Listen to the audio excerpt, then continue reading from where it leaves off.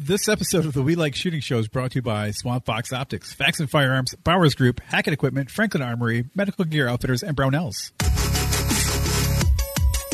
Welcome to the We Like Shooting Show, episode 367. Tonight we're going to talk about MDT TAC, DSA Jungle Warrior carbines, Knights Armament machine guns, German military rifles, hold my guns, and more. Our panel tonight is River's Edge Tactical's Jeremy Posderick. We've got Savage 1R checking in from Washington. The Machine Gun Moses, Aaron Krieger, checking in from Michigan. Nick Lynch is by my side. My name is Shawn Heron, and I want to welcome you all to the show. It was not as good that time around. Nope, it sucked. It lacked a little bit. Aaron, how's it going? Dude, I'm not going to play this whole game again with you. It's the game where you're not going to play. Tell people what just happened. But you said you like grinding away. Yeah. This is grinding. Yeah, it really is. So apparently Shawn thought he started the show. We had this great conversation. I was talking about what I've been doing. And then next thing you know, Shawn's like, oh, the show didn't start. And I'm just not going to repeat all those stories, which were actually pretty lame in the retrospect. But basically you said you were spending a ton of time on Call of Duty. Yeah. Basically that's become my life. Whoa. I thought he said he was spending a ton of time on Grindr. At this point, I don't even know what happened. But yeah, we wasted the really good intro on ourselves. Mm-hmm. And the really bad one is now this one. I mean, Grindr and Call of Duty, like... You should probably commit seppuku. Yeah. Grindr and Call of Duty, like both of them... against the entire point of the show. They link you up with random guys, and then you run around and shoot each other, right? Oh, God. You know what? I'll tell you what. Kind of. In the face, mostly. That'll be enough of that. And Aaron already has some fans on Facebook. I thought he had fans on Grindr. Only fans. Anyway, this is where we talk about Swamp Fox Optics. And Nick, what does Swamp Fox Optics make? They make optics. Oh, yeah. Actually, excellent job. What kind of optics? The kind that you look through. They make red dots. They make scopes. They make prism sights. Yeah? Prison? Yeah, prison sight. Prism sight. You look through the prison sight. You look through the prison sight, and it's like what the world would be like if you went to prison.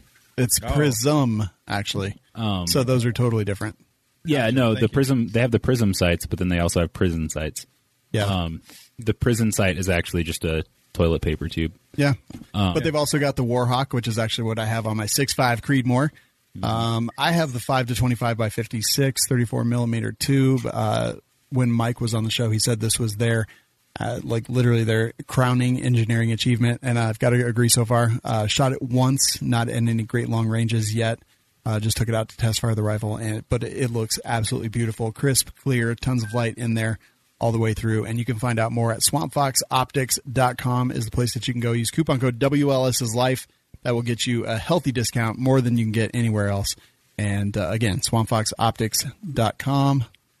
Hey, Aaron. Yeah. Does it concern you that everything's just falling apart already? Yeah. Oh, boy. Situation normal. I really just feel like we should just start it over for a third time at this point, because, Aaron, you're just awkward, buddy. Yeah. Thanks for for the rest of us. Yeah. Aaron, why did you ruin the show for everybody? You are spare parts, aren't you, bud? It's my first day. I think we all expected Aaron to be awkward, though. So it's true. There you go. It is true. And those right there speaking are our guests tonight.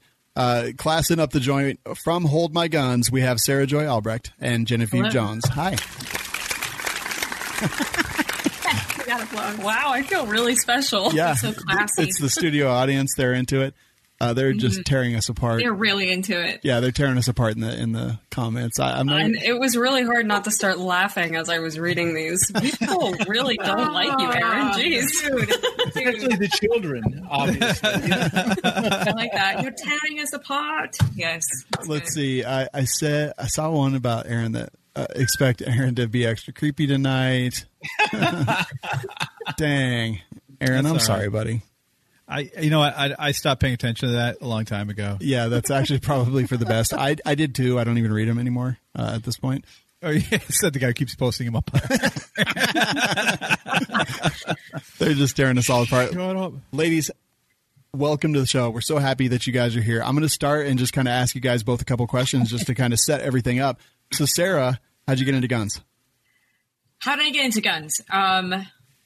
Well, I have always had guns in my life. My dad is a Vietnam veteran. He served in the Marine Corps, and we grew up with guns. It was just part of everyday life. Kind of lived in a little farmette, and we shot our share of little varmints and stray cats and stuff like that. I have a fun scar from a AK-47 ricochet on my knee. Jeez. It was one of those, don't tell mom, like that kind of a situation. But no, we always had a healthy respect for firearms, for safety, but also marksmanship and, just kind of that culture. So I'm really grateful that I grew up with that. And I'm really grateful for my dad. A lot of the work that we do now with Hold My Guns is to really help veterans and to not exploit them. So I get a lot of that from my relationship with my dad. And so, yeah, I love that. And a cool thing is that all 5 of my kids shoot. Jesus, did you say 5? Yes. Tell them how old they are. All right. My kids are 19 down to 14. So you can do some math there. And none of them are twins. Take a break. Take a break. That's why she comes over to my house. Yeah, I come over to her house. My house is like a frat house. But I am a range safety officer for a youth shooting league. And all my kids have gone through the program. And I have, they're from distinguished expert down to a sharpshooter. So it's nice. Savage cracking himself up over there.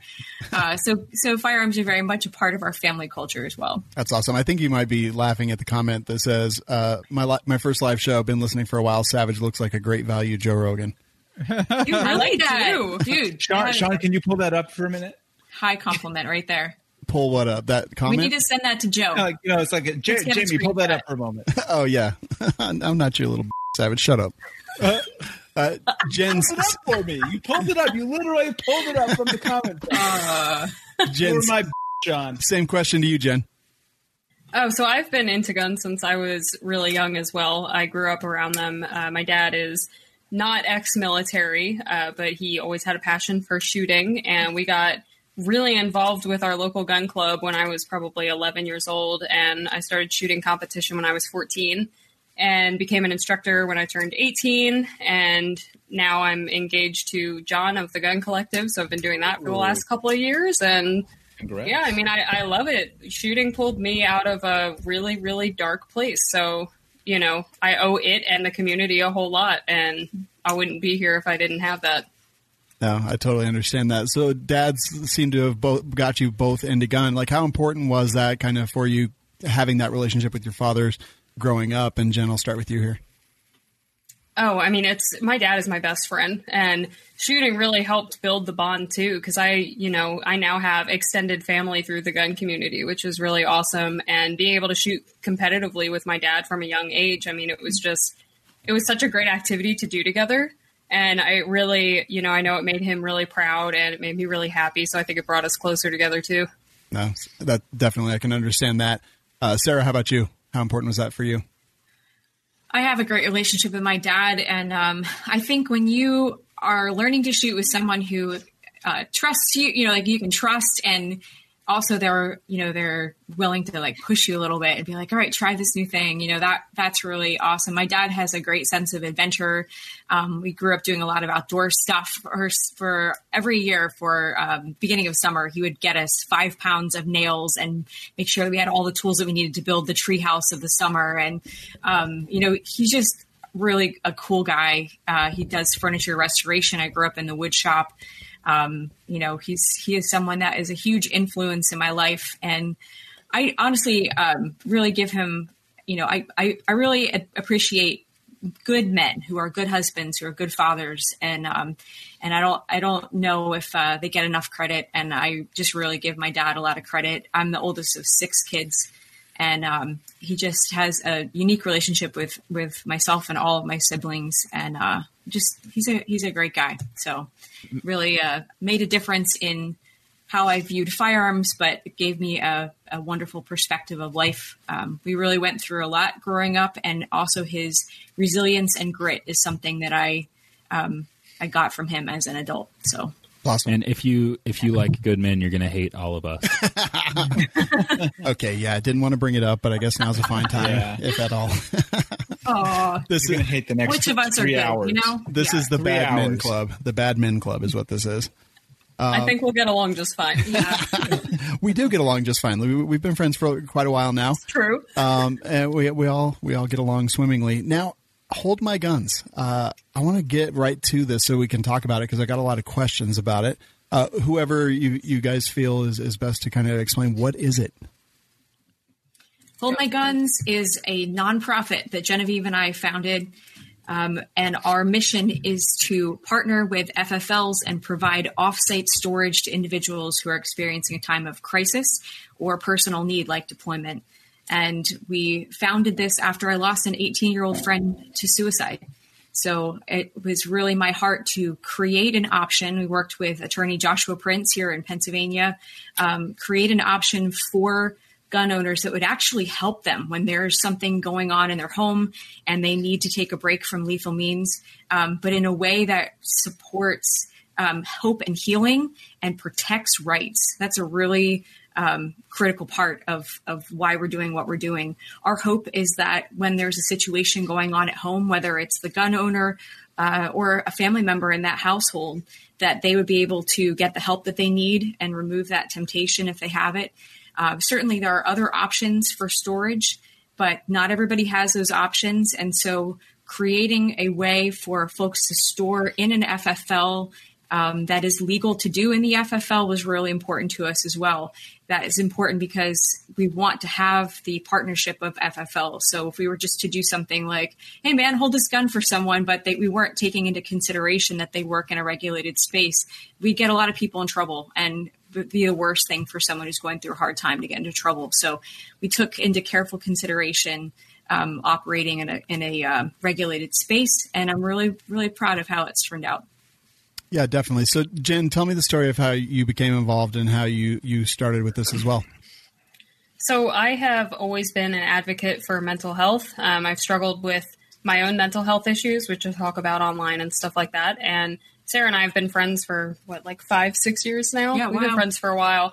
And she had this idea and came over to my house immediately. And I introduced her to Joshua Prince because who better to go over the legal side of it with other than the best gun attorney in the country, I think. Yep. So we were really fortunate that, John and I were friends with him and were able to connect him to Sarah. And when she told me about the program, it's just something unlike anything that anybody else is doing. And this was right around the time when red flag laws were becoming really prevalent. Everyone started talking about them. So to me, as a mental health advocate who also has guns and has dealt with people saying things like, well, you can't talk about your experiences because you're going to get your rights taken away from you. I've even been fired from a job before for talking about my mental health issues. And so I just jumped on it. I want to be able to help people, and I want people to know that they shouldn't have to feel afraid for not only getting help, but just being open about what they struggle with, because struggling with either your own mental health is nothing to be ashamed of. Everybody does. So we need a way for people to be able to get help that protects their rights as well. That's paramount. So I couldn't have been more excited to help you. And people are afraid to go get help because they are concerned about what will happen to their firearms. And so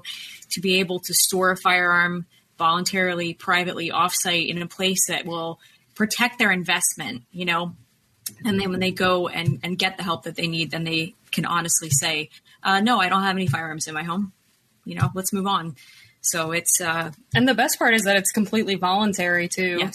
Yeah. Someone's not knocking on your door, taking all of your stuff away from you, and then you have to fight a $25,000 lawsuit to get them back it's or more. expensive to get your rights back. Crazy. And get your property back, and even then you might not have it returned to you in good condition. So Yeah, absolutely. Let's. This is these kind of things are taboo topics. They're tough to talk about. A lot of people don't talk about them because they don't want people to think that they see themselves as if I say something like this, my friends might think I'm abnormal, or they might think there's a problem. You mentioned hope and healing and doing it in a positive way. Like how does that work? Like if someone is as Jen said earlier, like in a dark place, like what do they do? Like walk us through like a use case.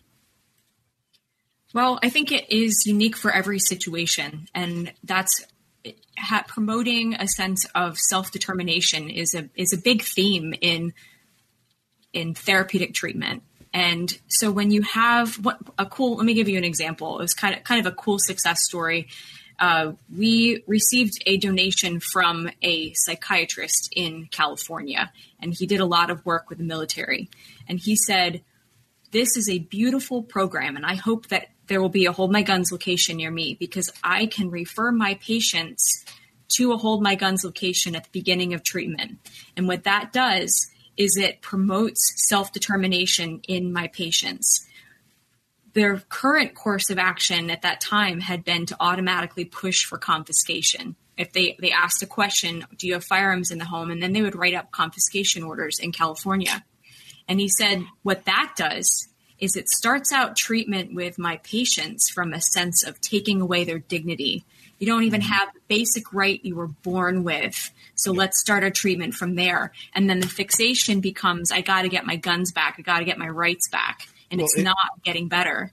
It instantly creates distrust between the patient and the provider. And there's no way that you can actually, develop that trust, because that person is already taking something away from you from the very beginning. So taking your rights away that you were born with, like how low can you be? And there are many conversations going on about how there is a kind of like a firearms literacy gap in the mental health world. And I think that they're getting better, building a clinician-patient rapport. Right. I hear you. Building that clinician-patient rapport. If you just start taking away firearms and you don't understand what a baseline is, good luck getting a positive outcome in your treatment. So what this would look like is, perhaps a person would know that things are starting to heat up at home. The example that I gave a couple moments ago was an 18-year-old who took her own life. And there were a lot of struggles going on in that home. I don't want to get into the personal details, but it was kind of known that a lot was going on. And so, a situation like that, it might not be the firearm owner. It might be a teenager in the home who's having a hard time. Before I started Hold My Guns, I was a childbirth educator and doula. I had clients who had postpartum depression. All of a sudden, an adult who normally would be totally fine around firearms, might be contemplating taking her own life. So in a scenario like that, there can be a decision made. We are going to remove lethal means from the home, including firearms, and then we're going to go get treatment to remove that. And while that temptation is removed, and then when we feel like as a family it's okay to bring firearms back, we can voluntarily go and pick them up. So it is empowering to patients, and it can be used in a variety of ways.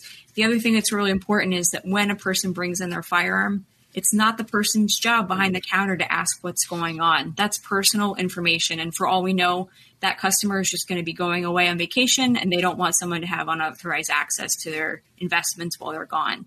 So that is not a conversation for a gun shop. That is personal and confidential. How do you figure out which FFLs to work with and things like that? Like, we actually have tons of FFLs that listen to the show and are, out there that will hear this and see this. And my guess is, even a few in the show. Yeah. And actually a few in the show, that people will, so cool. Yeah, they'll want to be involved. Like, how do they get involved? Well, they could email info@holdmyguns.org. We both have access to that, so we can definitely see it. You can go to our website, holdmyguns.org as well.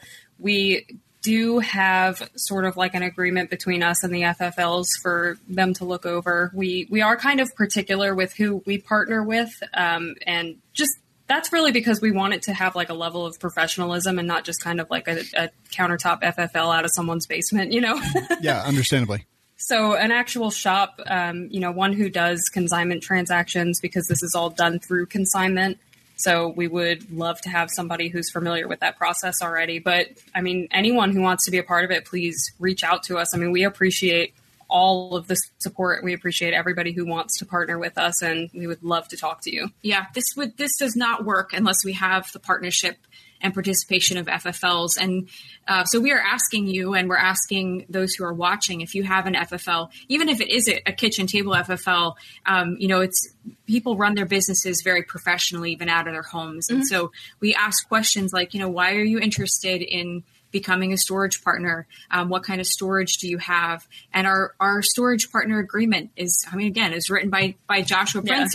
There's wonderful wording in there that protects the liability of the gun shop, but also protects the confidentiality of the customer. And so, we have had some FFLs say, oh, well, I don't know if I can be in agreement with protecting everyone's confidentiality. And we're like, all right, well, if you're not into that, then, maybe this isn't for you. So I can't tell you how many times I've said on a date.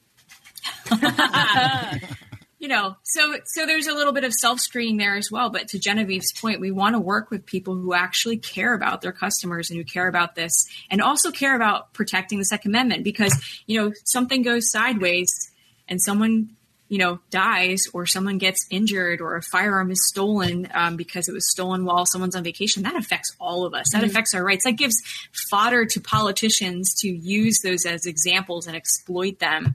For gun control. And we are so against that. So you have to be committed to doing this. But I really believe this is an opportunity for FFLs to shine and just flip off politicians and say, actually, we have a solution that helps people. And by the way, do you really care about gun owners? And if they, and their well-being? Because if you really care, then you'll understand that we need to take care of our own, and we can't be using and exploiting mental health for a political agenda. Just put it right back on them. Yeah, and this is super important, especially in states that don't allow person-to-person transfer. Like California or Washington State, the state that I live in, for example, you can't give a gun to anybody that's not a direct family member, as in like mother or father. Like I couldn't give a gun to my sister if I wanted to. It can only be between parents and myself. And if I don't have that option, the only option. Oh, what's up, Jonathan? I'm going to see you later next month. But if those options aren't available, what else do you have? I know I'm at your website now, and I see that in Washington State there's a red dot in Olympia. But I'm wondering if you guys have any locations in Spokane where I'm at, or even Yakima, because it's kind of like a triangle. Those are the major population centers in Washington State, and especially like Spokane. We got about 500,000 people in our area, and not having that option available is leaving a lot of people kind of out to dry. It sure is. We would love a location in Washington. The graphic there is a placeholder, and if you just read a little bit further, you can say, here's how you can become a storage partner. But we would love to have a storage location there. Yeah. Yeah, we need you guys seriously in our state, because, Washington State and I believe California, high number of suicides, you know, and a lot of that is due. To be fair, if I lived in Washington, I'd kill myself. To be fair. If you lived in Washington, we'd like you to kill yourself too. But, snap. just having that option would probably actually save a lot of lives compared to the laws that are in place that really do nothing but actually probably cause more people to die because they don't have that option. Michael T in the chat says, are there any sort of reporting, or is there any sort of reporting required? How do you avoid it from turning into some kind of quasi red flag? So like Sarah mentioned before, it's not the responsibility of the person behind the counter to ask the person why they're handing over the gun. Hold My Guns works just like a consignment. Basically, the only difference is the gun doesn't get sold at the end. It gets returned to the owner. So, no, there's no type of reporting. The only type of reporting that there is putting their name into the A&D logbook, which is normal for any type of consignment transaction. No one would know that you're turning in your firearm because of a mental health issue, because you might not even be using our service for a mental health issue. You could be getting deployed, like Sarah mentioned, or someone else in the home could be having issues. So it just wouldn't be smart to report why people were turning their weapons in. The gun shop owners are not psychologists. Yeah, and we have no interest in keeping records like that. So right. It is, and it's also not in the best interest of the gun shop to be keeping records like that. We are all about confidentiality. So beyond, the rudimentary, basic required information that is required in an A&D logbook, again, we're operating in a regulated space here. There is no information about the customer, and we are not storing that information.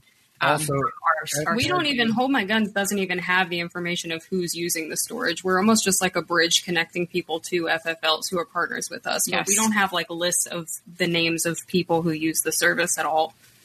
Also, as an FFL, I don't give a Right. Right, and you really shouldn't. It's not your problem. I don't give a like this. If this is a thing I would sign up for out of the goodness of my heart, and then you just deal with it because it's part of what you signed up for.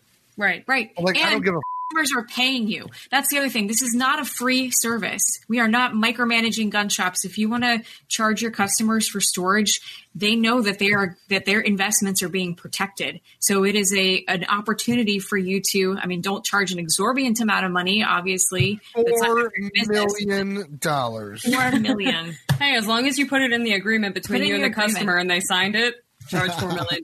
Yeah, kissed by Jerambe every night. $4 million bucks. Oh God, there. I would pay $4 million not to have that. That's like times are getting hard. I'm selling my nudes. $25 to not get one, and $5 to get one. Exactly. I can't wait to see a storage agreement, Genevieve. I know it's gonna be great. So when someone they get through, they get the help that they needed, and everything's copacetic. Like they go back. Let's see. Do they have to? And I don't know who wants to answer this, but do they have to get a background check to get their property back? If it's consignment, yes. If it was smithing, no. Okay. Yeah. So exactly what he said. I had the same question, and I wanted to ask, why did you guys go the consignment route? Was it a legal wording issue? Josh and the ATF spoke about doing it through gunsmithing, and the ATF basically, we were like on par to do it that way, and the ATF came back a couple months later and we're like, no, we want you to do it through consignment now. So there are some benefits. Yeah, go on. Because it's a change of ownership. That's why. In smithing, you're not giving the gun to the FFL. They're holding it while they fix it. Mm-hmm. In a consignment form, you're giving it is changing ownership from you to the FFL, right, and thus back to you, so it needs a background check. Like, I can't sell your property if it's in for gunsmithing because I don't own it. But I can sell your property if it's in for consignment because I now own it. Yeah. Right. It's also a procedure of taking it out of the A&D logbook. And I believe with gunsmithing in many states that if the firearm is being held for gunsmithing more than 24 hours, you have to put it in the A&D logbook anyway. So it's just, this is the way that, and keep in mind too, that you have a contract with the FFL that says, I own this firearm. They are holding it for me here. And so you have that legal contract that we have with the gun shop for them to acknowledge that you are holding my property. It's not simply, it's now belongs to the gun shop. On the flip side of that, something that gun shops are concerned about is what if someone skips town and they don't make payments? Then what do you do? The benefit with having that contract is if I don't hear from you for whatever, again, we're not micromanaging gun shops. We're leaving it up to them. But let's say I don't hear from you and you don't make payments for 6 months. Again, that number is arbitrary. I'm just using that as an example. It's up to whatever you put in your contract with your customer. Then you have the ability to sell that firearm because it is in your books but it's in your contract. So it's very important, which is why we have a legal review of the contracts before we greenlight our storage partners to make sure that there's a process in place for what to do in a situation like that. Or if an individual becomes prohibited, in some states you are allowed through a court order to transfer that to a person who is not prohibited. It helps you have to prove that it's not like a straw purchase type situation, but putting it in the books as a consignment transaction gives the gun shop an option. And again, that's something you can put in your contract. If you become a prohibited person, then we can work with your attorney to transfer it to an agreed upon third party. You cannot do that as easily with a gunsmithing transaction, which is part of why Josh recommended doing it through the consignment transaction. It gives a little bit more power to the gun shop, but it does protect the customer because you have a contract in place stating that it is your property. Well, to be fair, if it was gunsmithing, I could just hand it back to him and I'm not going to do a background check and I don't fucking know. So... Right. Yeah, that was a fun conversation I had with a guy. He tried to say he was going to sell a gun on a consignment. I said, now, as soon as this goes in my books, if you pick it back up, I got to do a background check. And he's like, never mind. And he left. Wow. Yeah. I was Okay, I then. understand. Right. Like, why would, but I do personally believe that background checks are an infringement. So there is a part of this process that I don't, I get it. But I also understand that, that you're operating in a regulated space. And so we need to be able to keep gun shops compliant. If they have a spot check, we want to make sure that it's not like, oh, what's that firearm there? Like, that's not in your book. What's going on?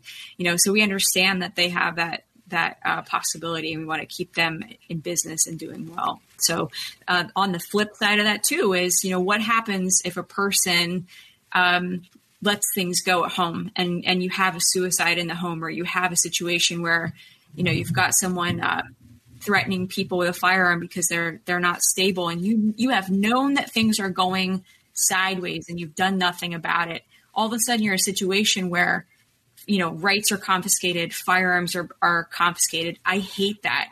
That is an expensive process. That takes a long time. So for people who are balking, I don't want to go in and take my firearm to hold my guns location. The alternative, if you don't have an option in that situation, the alternative is potentially very expensive and potentially loss of life. So again, it's hopefully no one has to use our service, but it's there as an option for people who do, and it can save a lot of time and money and heartache. Definitely. So you mentioned something, like fees and things like that. Are those set each individually by FFL in their contract, or like, is that something that you guys, because it makes sense that people would pay a fee to use this service, but like, how is that set, and how do you guys go about that? It's set market price by the FFL. Mm-hmm. Okay. And generally, like, what would people kind of, I don't know, just like if you know of any specific FFL, and knowing that this would not be across everybody, but do you know what people charge for that kind of service? We've getting feedback in the like $20 range, $20 a month, and maybe like $20 for one firearm and then $5 for each additional one. Man, for us, that would really suck. Plus, but depending on what state you're in, you've got, fees for background checks and stuff like that as well. So all of that goes into, right. Me too. Oh man. Never have to do that. But again, on the record, I'm never going to be in need of your services just for financial reasons. You think getting my guns back is going to be a lot of money? I got to win the lottery. No, how about this? I'll leave the house. Right. So that's it. Again, it can be tens of thousands of dollars of, fighting to get your rights back. So it makes way more sense. You misunderstand how many guns I have. Yeah. But how many guns would equal, if each gun was worth $5? How many would you have to have like $20,000 worth of guns? Oh God. Someone do the math on that, because I'm really bad at math. But I need to know. Calculator. 20,000 divided by 5. 10,000. What? 4,000. No, it's like 2,000. It's like 2,000 guns. 4,000. Yes. Okay. Yeah, it's That's 20, about half as 20 many divided guns by as I 5. No, it's 3,980 because it's $20 for the first gun. You guys.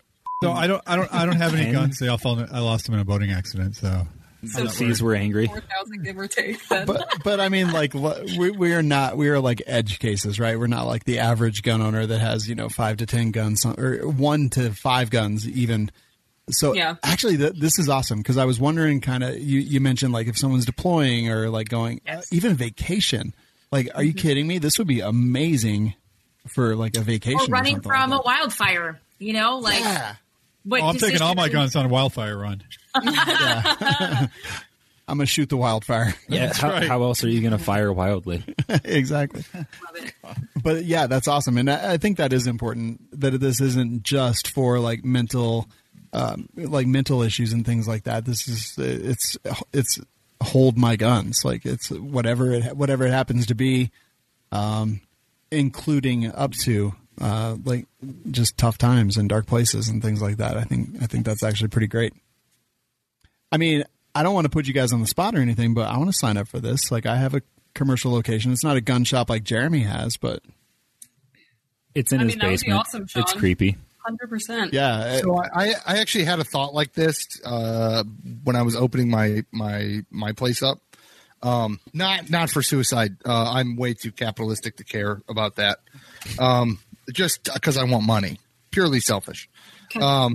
But I was trying to figure out a way where I could have it where like I had like gun lockers set up where I didn't have access to them. So like I didn't have to put them in the books, but I could just sell the locker.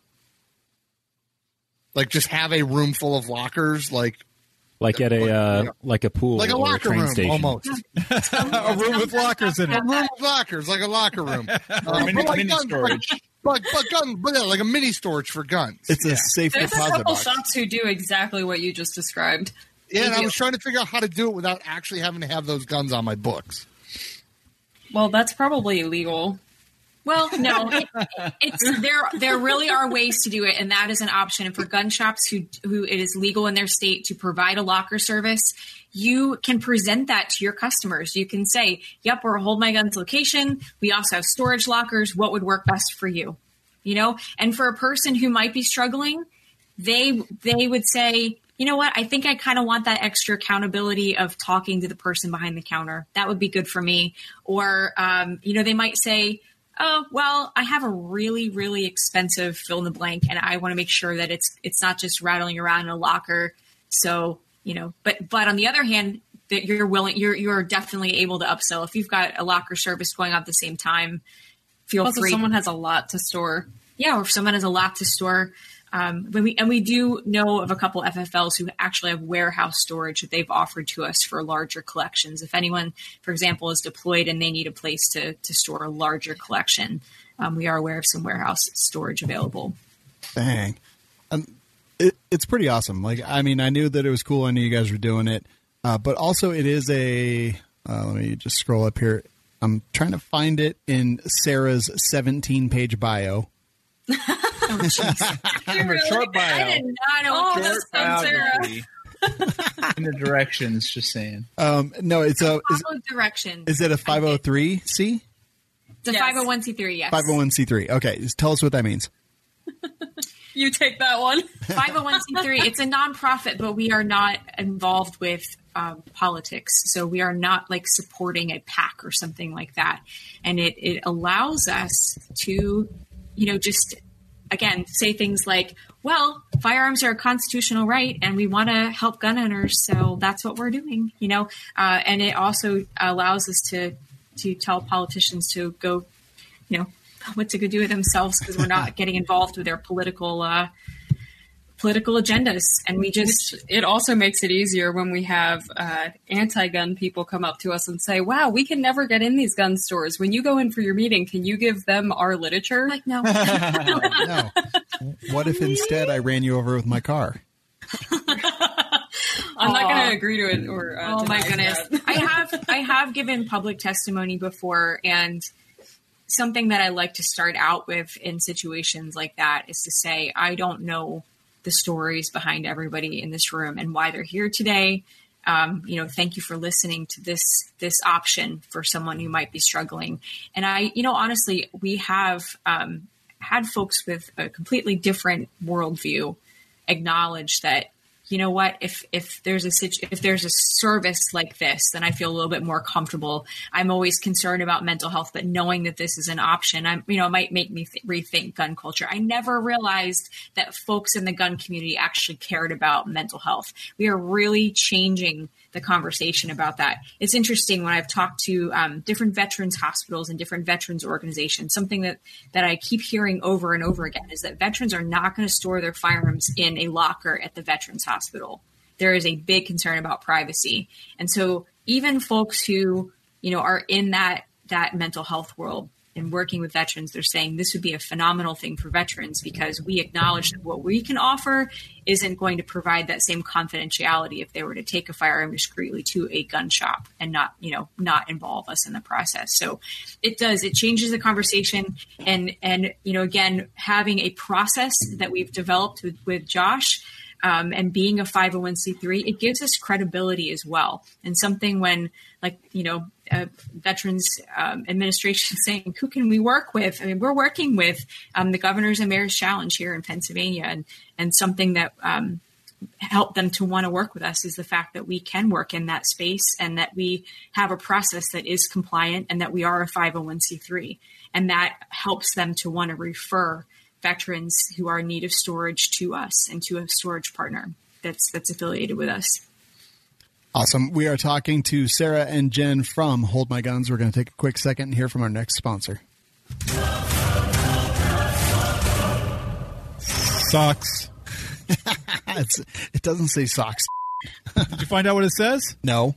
It says socks. It might say socks. I really don't know. So Faxon Firearms. Everyone raise your hand if you've heard of Faxon. Who? Faxon. It's named after Bob Faxon. I like how this is an audio podcast. Oh, after Bob Faxon. Okay. We're showing hands. Oh, I'm sorry, Aaron. You were supposed to be like, okay, now Nick does not have his hand up, but Shawn does.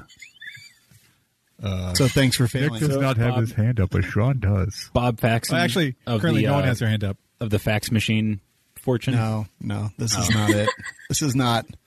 This is not what we're talking about at all. Did you guys see that they had a bunch of the TIN barrels that they put up recently? What? Yeah. What? Hold on. Wait. Can they fax those to people? No, they're barrels. They're barrels to a firearm. You can't fax them. Oh, okay. Tin? The TIN, the gold barrels. Titanium nitride. Yeah. So they've been posting a bunch of stuff. They're like, hey, we've got this stuff on clearance, and that's actually what I want to talk about is the clearance stuff that they've got going on. They've got the actual AKM barrel, the one that I have in my AK. They've got that one for clearance right now for $70 less than I paid for it. Okay, whatever. Wah, wah, wah. Yeah, they've got 40 Smith & Wesson barrels in their clearance and a bunch of the titanium nitride barrels, the gunner barrels, which are actually pretty cool. And, oh, man, that's a 9-inch 300 blackout. I need one of those, actually. So what's nice, too, is they're in clearance, and you use the discount code, and you get the discount on top of the clearance price. Pro tip. Yeah. Actually, Spoiler alert. Sorry, I should have said that first. Actually, Nick, I have a Faxon laser engraved cup for you in the office. I haven't seen you for a few weeks, so. Yeah, it's been a little bit. oh my God. Like, go to their rifle barrels. Everything is sold out. Yeah. Yeah. That's, Like everything. dude, oh my God. It is unprecedented times. But Oh my God. they have stuff in stock, just not those barrels right now. And don't forget, they've also got like handguns, the Patriot, the Hellfire, the FX19s. Those are awesome.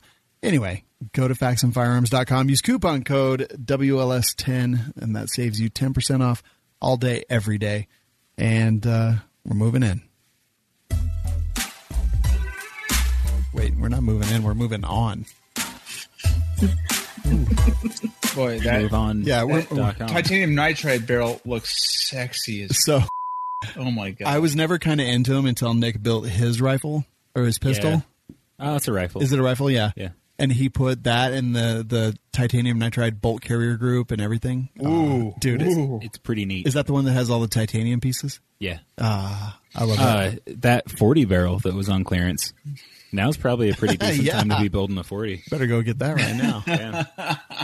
You better go get it right now. We're talking to Sarah and Genevieve from Hold My Guns. FFL liability, like, is this covered in the onboarding agreement, things like that? Or is it just, I mean, since they're taking it in as consignment, it's basically covered as part of the normal process. They don't need extra stuff, right? That's correct. We, as our organization, we have insurance, and we require that our FFLs carry insurance, which, again, not all FFLs do. So that is one of the things that we have to find out in that onboarding process. And it is an agreement with our insurance company, which, by the way, I just want to say that was quite a process, and I'm really proud of that, because it took a lot to have an underwriter understand what it is that we're doing and how we're operating, and to underwrite us. And that was no small job. It was a lot of blank looks of, well, a couple blank looks and a lot of blank phone calls of like, you're gonna. What? I have nothing but you know what? to compare I really, this to. I feel a sense of accomplishment about that. And we do require FFLs have insurance. And then we are added, it's part of our rider that we are added as additional insured for the insurance policy, which basically means that as we are referring folks to you, that it is covered in for our mutual insurance, and that helps to protect for liability for both of for your company and for our organization. That actually makes a lot of sense. So I'm in the process because we recently expanded our office space a lot here. So I've got the FFL insurance. which is separate. But then I've been trying to insure like we like shooting and like medical classes and libel and slander and so many other things that I've been like changing. Oh God, it's like a disaster. Like it is taken over. It has taken over my entire life. Like insurance is like the worst thing you ever have to try to get as a business owner. And they always ask like, what do you do? And I'm like, I don't think you want to know how much I pay in insurance. Oh dude, it's so ridiculous. And I'm just like, wait, so they always ask, what do you do? And I'm like, podcasting. And they're like, what? And I'm like, yeah, like that's the business. That's what we do. But also teach medical classes and all kinds of other things on there. And so it's like 14 different policies that I have to have. And basically, so I'm adding libel and slander and things like that to the media portion of the policy because of Jerambe and Aaron. And, you guys are expensive. Yes. It's several $1,000s a year for each policy. I've never slandered anybody in my life. If I call them because they're... You have done it every single week on the show. But yeah, like I can imagine that you guys like insurance, having gone through it recently myself, it's tough and it's a process. It is tough, but I have to give a shout out to Alex Bosco from SB Tactical. He gave us a wonderful donation that helped us to cover some of those expenses for insurance. And we would not have been able to do it without him. So thank you, Alex. Thank you, Alex. Definitely. That is awesome. SB Tactical. I actually love them. The SBA 3 is my favorite brace of all time. I still don't have an SBA 3. I need to get an SBA 3. You need one. So funding. I got a bunch coming in. 501c3. You want to buy one, Savage? No. He wants to give him one. So funding 501c3. Like, how does Hold My Guns kind of stick around and stay in business or in charity? I don't know. We need donations in order, just like any other nonprofit organization. We do not have major sponsors yet. That is a way that people listening can help. This has really been something that has been grassroots, and as we're getting ready to launch here, we just can't thank people enough. We're really grateful for that. Instagram community, Facebook community, folks at SHOT Show, like a lot of the donations that have come in are smaller, but they all have added up and they've helped us to get where we are. We have a wonderful team that's very dedicated. We're all volunteering at this point. And so I can't thank my team enough, even though we don't really have a huge budget at the moment, and who knows if we ever will, but I'm really grateful for all the hard work that our teams put in. In addition to myself and Genevieve, we also have Kent Hauer from Green Mountain Defense, and he's just wonderful with sales, with firearms training. We have Matthew Blank, who is a counselor, and he helps us with a lot of the mental health questions that we have. He really has a heart for protecting Second Amendment rights, and he helps kids and families as they transition from a time when they might be in trouble and in some kind of juvenile detention to getting their lives back in order. And then we also have Tanya Belusov, who's a wonderful friend, and she's in the Army Reserves, and she works at a tech company, and having her as part of our team too really helps us to understand what it's like, to be in the military. And so, which is, again, it's a big demographic of folks who we're serving. So I'm really grateful for, I got everybody right. Yeah. I'm rambling here. I'm really grateful for our team. I saw Timothy Knight in the chat. He was one of our founding board members. So we're really grateful for all of the hard work that he put in to help us. We love him to help us to get started, that we would not be where we are without his mentorship. So we're really grateful. We've had just a wonderful team. But yeah, donations are helpful. And the thing is that, I used to really struggle to talk about donations, but what I've learned is that this is a mission that is bigger than any of us. It's protecting rights. It's saving lives. And so by participating in this, there is an opportunity for the gun community to really shine. There's an opportunity for gun shops to shine. There's an opportunity for manufacturers and industry professionals to say, we are supporting this because we are saving lives, protecting rights. And, I don't think people outside of the gun community realize how wonderful the gun community really is. And it's an opportunity to prove that. One of the things I think is a statistic I hear often is how many people commit suicide daily. And the whole idea that if you actually care about this, if it's something that I see people champion this online all the time, hashtag, save lives, yada, yada. Put your money where your mouth is, help out, hold my guns, and then actually like do something instead of just like hopes and prayers. Yes. It's true.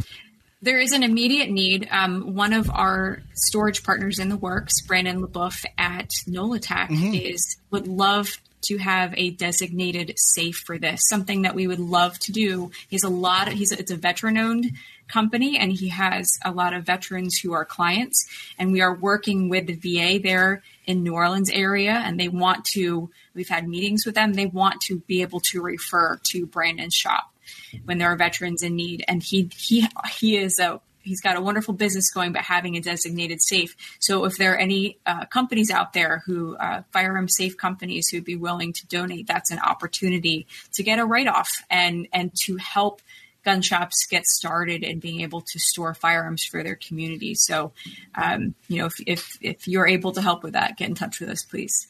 Yeah, safes are expensive, so that'd be one hell of a write-off for any safe company out there. Yeah, for real. Yeah. And a couple of other things is WLS is awesome and Brandon is hilarious. So definitely go check them out. He's a good guy. Yeah, he is. I got to spend time with him in Louisiana doing some just god-awful training. But he was always one of the bright lights there, and definitely like that guy. Aw. I don't know, man. Like this stuff is tough. Talking about things like this, and while you guys do more than that, and just real quick before I forget, like it's a tax write-off, right? Because it's a charity. Yes. Yeah. Yeah. Well, 501c3. Sweet. I'm gonna file that receipt because I did just donate. Thank you. Oh, thanks, Shawn. I always try to do that stuff. No. Like I always try to do that stuff when we have guests on the show, just because it's right there and it's. I clap too. No, I'll clap. Just go donate. Look how good of a person I am. Go donate, Aaron. Look at me. It's tax deductible, Aaron. Dude, to be fair, $5, Aaron. That's all it takes. All right, yeah, I'll throw $5 because I did throw a bunch of money at Do it. The child safety thing. God. Yeah, exactly. the abuse and traffic children. Yeah. Yeah, Yeah, I that's spent a a lot good of money. cost. Yes. Yeah, I spent a lot of money on that, but this is also really important too. Yeah, I agree. I mean, my wife is a healthcare provider, mental health care provider. Yes, and this is all important stuff. Mental health is something that I would say almost everyone, even everyone who's like the most smiling, happy person, is affected by this. Everyone has down days, and sometimes those down days get really dark. And this is to remove the ability to do something that could damage yourself just for a short-term period is something that could really be important. And great things can come from it. Like every life that's lost to suicide is another spark that goes out, and it could have been something great right there. And this is important. You're doing really good work, and I really appreciate it. And I'm going to go donate right now. Good. You rock. Thank you. Thank you. I feel bad that everybody was telling you to go yourself in the comments. That was really sweet what you just said. Aaron's not going to donate. He just said that. No, he will. He will. And actually, and then he'll be like, "Hey, Shawn, can I have $5 to donate?" Yes, I will give you $5 to donate, Aaron. I'm good. I got this. No, I don't know. It is. So here's the thing. For people that, I don't know how to say this exactly. Like, I have never had like a suicidal thought or anything like that. So it's very difficult for me to relate to it, but I understand that people do. And I've had like suicides close to me, and it like, I understand it's real, but it is so hard to relate. Like, so whoever wants to take this, like, how do you communicate that to somebody that has never kind of dealt with that kind of thing, that it's real and that it's important and that it's something they should care about? Like, I think it's a really hard thing to talk about with people. I find that when I personally open up to someone and talk about the things that I've struggled with, I find that even people who are the most resistant to talk about mental health can find something to relate to in anyone's story, really, because we all do struggle and we all have down days. And, I honestly hate to say it, but we're not going to help everybody.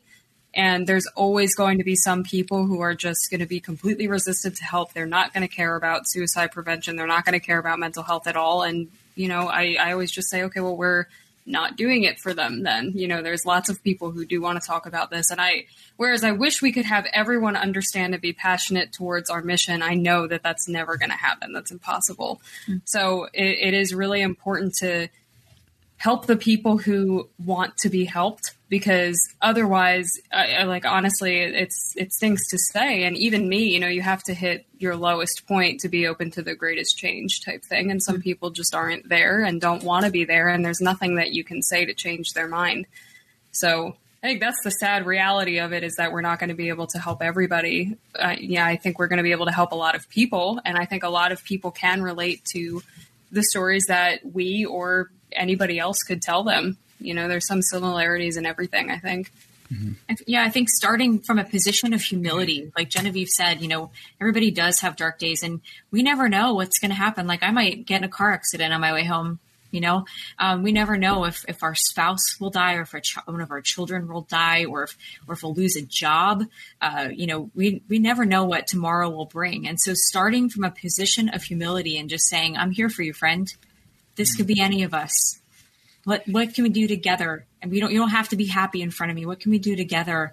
And can I go with you if you needed to go see a counselor? Can I go with you to a Hold My Guns location? I am here for you, and whatever you need, I'm here for you. To not be judgmental. You can say, all right, man, let's hope tomorrow's better, because, you have a relationship with people. Like, if Genevieve's having a hard time, I might throw some jokes her way, but she knows I care about her, and so starting from that position of humility and caring, and saying, like, all right, let's be honest, are you thinking of taking your own life? There have been friends that have had situations domestically where I've gone over to their house and I've helped them, and I say, all right, you guys both have firearms. I want them on the table right now. And then we can talk, Russian roulette. I get it. No, I'm a range safety officer. We live we're in a space where there are firearms. So it's a part of if you are a gun owner, it's part of your conversation. And if you have friends who own firearms too, it's an adult conversation that you can have with them. Let's be honest. Is this a concern, and what can we do about it together? Well, and this brings up a good point. It's not always just, a friend that could be doing this. I think this could go far beyond that, and that, so you have all these locations, mm-hmm. or you will be having these locations where people can go store their firearms. The other half of that equation is the healthcare providers. Correct. Because the healthcare providers are going to be seeing these people, and they need to be able to have that information and know how to talk to that person in order to, give them the resources that you guys have. So I think the other half of the equation, besides location, is being in touch with healthcare providers in the area and letting them know that there's these resources available. Because then there doesn't have to be a red flag. There doesn't have to be these gun confiscations. Like, they immediately go to that solution. They'll have this option that preserves the people's rights. And I think if you really want to get people buying in, you need to be able to get the healthcare community to buy into this. You're exactly right. And part of our intake is that we ask the gun shops who are some providers in your area, and we help them to start to see where these connections can take place. Doctors for Responsible Gun Ownership has a wonderful website where you can go and find a provider that cares about Second Amendment rights. And that's a great place to start if someone's looking for a mental health professional who understands firearms rights and will do what they can to make sure that they remain protected for their patients. What were you going to say, Genevieve? Sorry. Oh, no, I was just going to say something that I thought was really cool.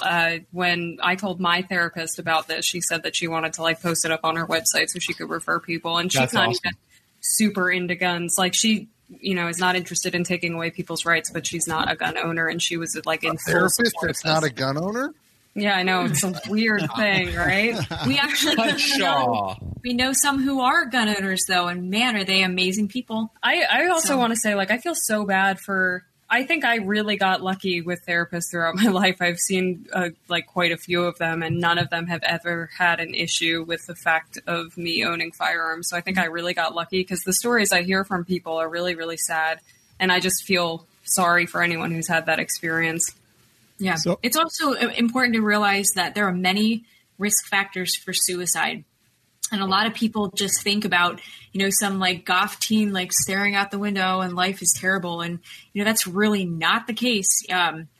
It could be that all of a sudden you've lost someone who you love, or you've lost your job and you're embarrassed and you can't figure out how to take care of your family anymore. Or maybe you have a diagnosis that it doesn't look good. You don't have long to live. There are many reasons why people contemplate suicide. And so we understand that. And there's also a lot of stigma with talking about that. And so something that in a upcoming phase after we get our gun shops squared away for storage is that we want to offer classes and utilize classrooms and community centers. I hear Felix.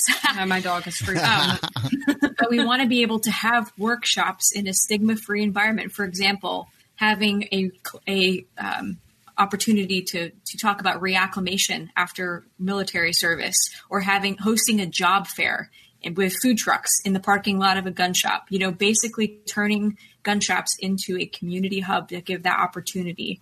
And then having, again, when we onboard the gun shops, FFL partners, that we're asking what's going on in your community and what are the different community resources there, and partnering with them, and also looking for volunteer opportunities. Loneliness and not feeling a sense of value is a big risk for suicide. And you have a lot of folks who are retired. They're hanging out at the gun shop. Maybe they've done some military service or whatnot, but they're feeling like I don't belong right now. And so having those community connections, we can then utilize the customers and say, hey, you'll get free range time and 20% off if you go volunteer. We're going to go stock the food bank. Can we count on you to be there? And then we can have a firearms manufacturer maybe sponsor that day of filling up that food bank, makes the manufacturer look good, makes the gun shop look good. And then you are supporting shoulder to shoulder relationships with the customers, creating a sense of community and connectedness. And you're not even talking about mental health, but what you're doing is you are preventing suicide because you're helping someone to feel a part of the community, a part of the gun shop community, and a part of a bigger picture that can really resonate. So we're excited as we move forward, not to just simply offer storage, but to really help gun shops and gun manufacturers and industry leaders to shine in communities. And what's really cool, going back to the whole donation thing, is PayPal. Boom. Yeah. It's so simple. It was super quick. Yeah. I was like, okay, did it, done, out the door. Exactly. Thank you. Yeah. No, it was awesome. I always try to do it on the show because I'm like, I can never ask somebody to do something I'm not willing to do myself, and Aaron himself. And, Jeremy, you're going to sign up to be a, what is it? Donate? No. What's the, a storage partner. Maybe.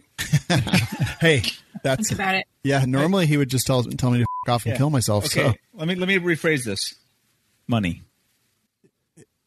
You can set your own rates, buddy. I like money. Yeah. Right? Okay. He's an honorary Jew.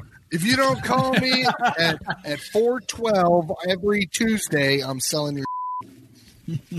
That is true, actually. It's in the contract. It's in the contract. The contracts protect the gun shops. It is true. But verbatim, if you don't come back in a week, I am selling your. that will be Jeremy's. And he's like, also call me before you come so I can lock the door. Jerambe, we love you. And the thing is that there are many different kinds of FFLs out there. And so I know that that you have people that you work with who they wouldn't want anyone else but you taking care of their firearms for them if they were in a bad situation. Oh, yeah. And so, you just think about. Say again? Go ahead. He had a customer come in. I had a customer kill himself. Yeah, I know. The fucking gun is in a safe 10 feet from me right now. Savage just got the most confused look on his face in the universe. All true. Anyway, Sarah, what were you saying? Shawn.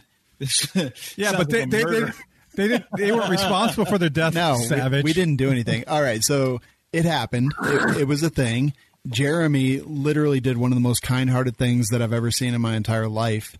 He bought the gun back. Yeah, like he bought it back I bought a bunch of guns from the mom to pay for the funeral. Help pay for the funeral. And because I didn't want those guns to go back in the local community, I bought the gun from Jerambe, and here it sits. Is that why you bought it? It is. That's not why you bought it. That was literally what I said when I bought it. That was not what you said. That was you weren't there. I was. It was when we went building? out for the 4th of July. Yeah. Oh yeah, it was 4th of July. Yeah. So and that's anyway, not at all what you were saying. That fucking gun like is literally sitting here. I have no idea what to do with it in the universe. I don't even want to touch it.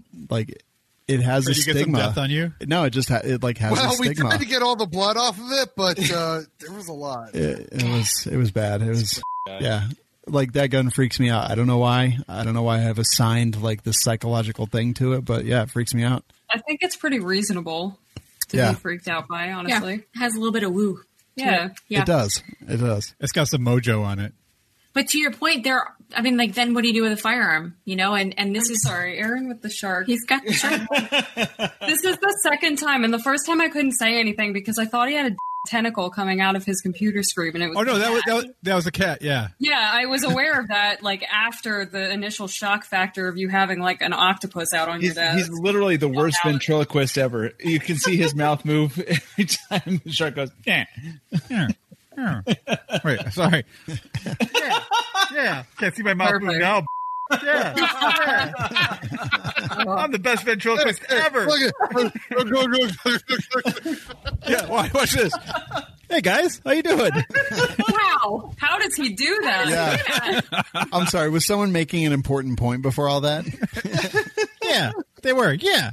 I don't remember at this point. It was a great conversation. But seriously, like, what do you do with a firearm? And it sounds like you guys have dealt with situations like this, and so you understand the gravity of it. And you know, Jerambe, thanks for helping the widow out to be able to sell the firearms to someone that she trusted and pay for funeral expenses. That's a thing. So, you know, your customers trust you, and you have a unique opportunity to serve your customer base in that way. I knew you were nice under all that hate. Don't tell too many people that. Yeah, I know. It is. I mean, it was literally one of the nicest things ever because like he didn't want it. Money. Yeah, he didn't want it. No, you didn't. Doesn't mean it wasn't nice. It was in an evidence box, and we opened it up, and I was like, "Oh." Yeah. And I literally just turned and handed the box to the young kid that works for me, and I said, "Go put gloves on, take that in the back, and hose it off." Yeah, and it didn't work. By the way, no. That's about 90% of everything that came off of it. It was bad. It was. And honestly, like if that gun had come into a Hold My Guns storage partner, like things may have been different. Or that gun and the rest of the guns, like things may have been different. People say like guns sometimes for these things are one of the easiest means for people to do, but like I think I've heard you mention a couple different times, not just like firearms and things like that, but hope and healing and all kinds of other stuff. Like if someone is a gun owner to a person, like, and I don't know, is there ways for them to get involved if they don't own a gun, or like, I don't know, what do you guys recommend for things like that? If they don't own a gun, sure. I mean, everybody has a different reason why this cause is important to them.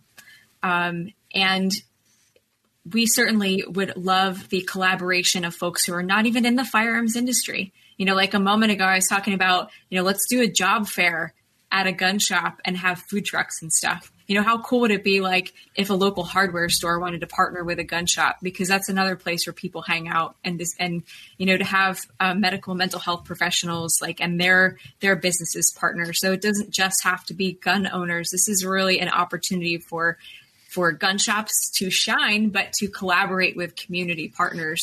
Helping to get the word out is really important. I literally during this pandemic needed sneakers, and the running shops were all closed. So the guy who owned it came to my house with like 10 different pairs of sneakers. He was there for like an hour. So we're talking about the Hold My Gun stuff, and he's like, well, next time you guys partner with a gun shop in the area, I want to come with like gift certificates for my sneakers and stuff, you know? So it's really, really cool that we can. He's totally into your feet. That's all it was. You know what? Why do you have to take this away from me? Well, Cinderella action there. Yeah. You could be my princess. I know you guys live close to me geographically, because I don't think I've ever heard anybody else call them sneakers. True. Really? It is true. Yeah, people call them. I call them trainers. I call them tennis. Whoa. And then we use our torch as a light. No, and tennis shoes. We put everything in the boot of the truck. A torch is a flaming piece of wood. Yes. Okay, I agree with that. All right, you know what? Keep smoking your and a flashlight is a moonbeam. A moonbeam. I like that. That's very creative. That's the military version of a flashlight. It's a moonbeam. Hey, Shawn, we're all paid up on that insurance, right? No, not yet. Libel insurance is not in place yet. Whoops. All right. Also, for anyone wondering, I charge $25 for pictures of my feet. Whoa! You could end it at $25. Well, you could have started with that. Yeah, and I charge $25 not to send pictures of my feet. Anyone who has actually seen them knows that is a good deal. I've got $10. That's all I got. I'll take it. You get one toe. Pick wisely. You got like Fred Flintstone feet, dude. I have Hobbit feet, actually. Yeah, it's pretty. To pay to see these things. Yeah. Oh, God. Dude, damn it. Wait. Savage had two heads there for a second. Yeah. I'm so confused because I saw two savages. For people who are listening, Savage put his toes up, and I genuinely couldn't tell the difference between his toes and his face. Savage and 4 clones. That's fantastic. Substantially smaller on each one. It's good to laugh. The pandemic is it's taken away. Yeah. How is it good? How has it been for you guys? So Jen, starting with you. We're within 6 inches and not wearing masks. Yeah. So, we're probably going to Wow, you're still too far. 6 inches is too far for me. Yeah, Nick and I, we are sitting 24 inches from each other's faces. Sometimes closer.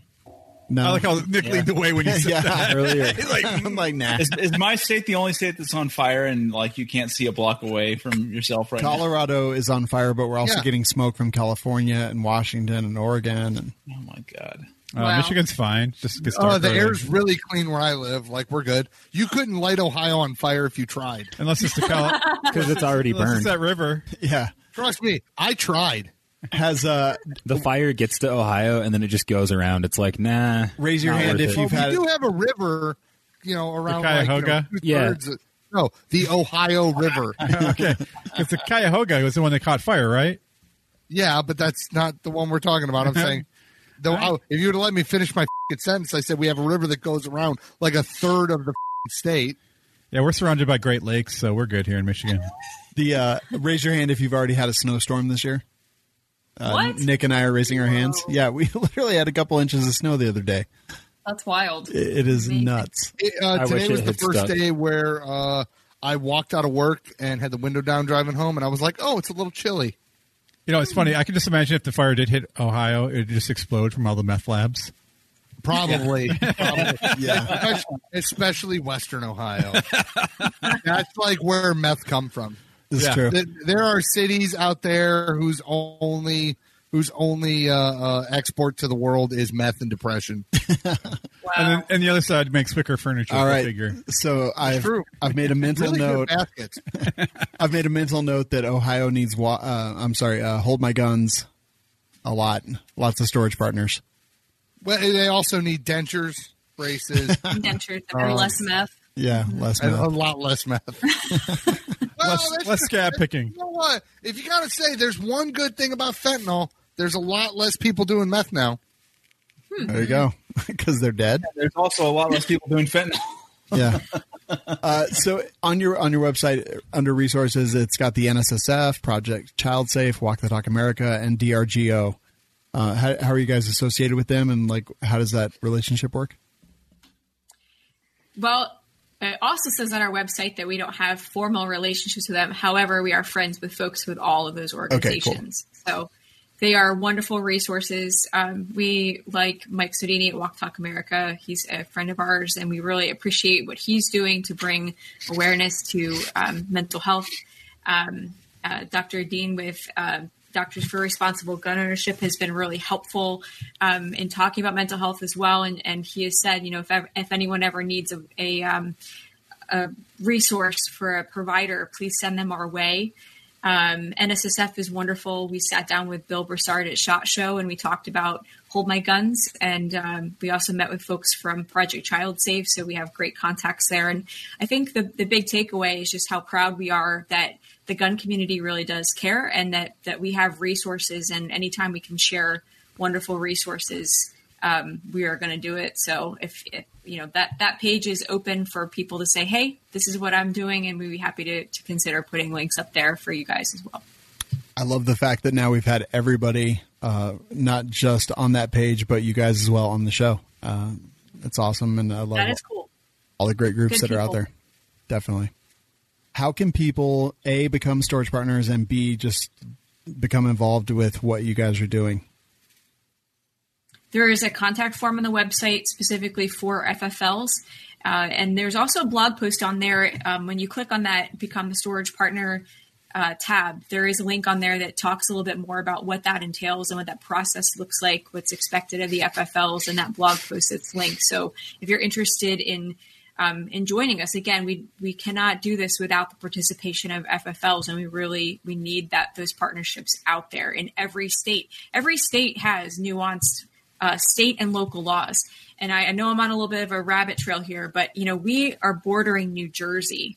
There are magazine capacity issues. You can't even have defensive rounds in New Jersey. And so if we don't have a FFL, for example, let's say we didn't have one in Pennsylvania, and a person, and there is one in New Jersey, that person would have to risk being illegal and going into New Jersey with their firearms and with their ammunition. And so that's why it's really important for us to have a storage partner, at least one in every state. That is our goal. So we can't do that without the participation of FFLs.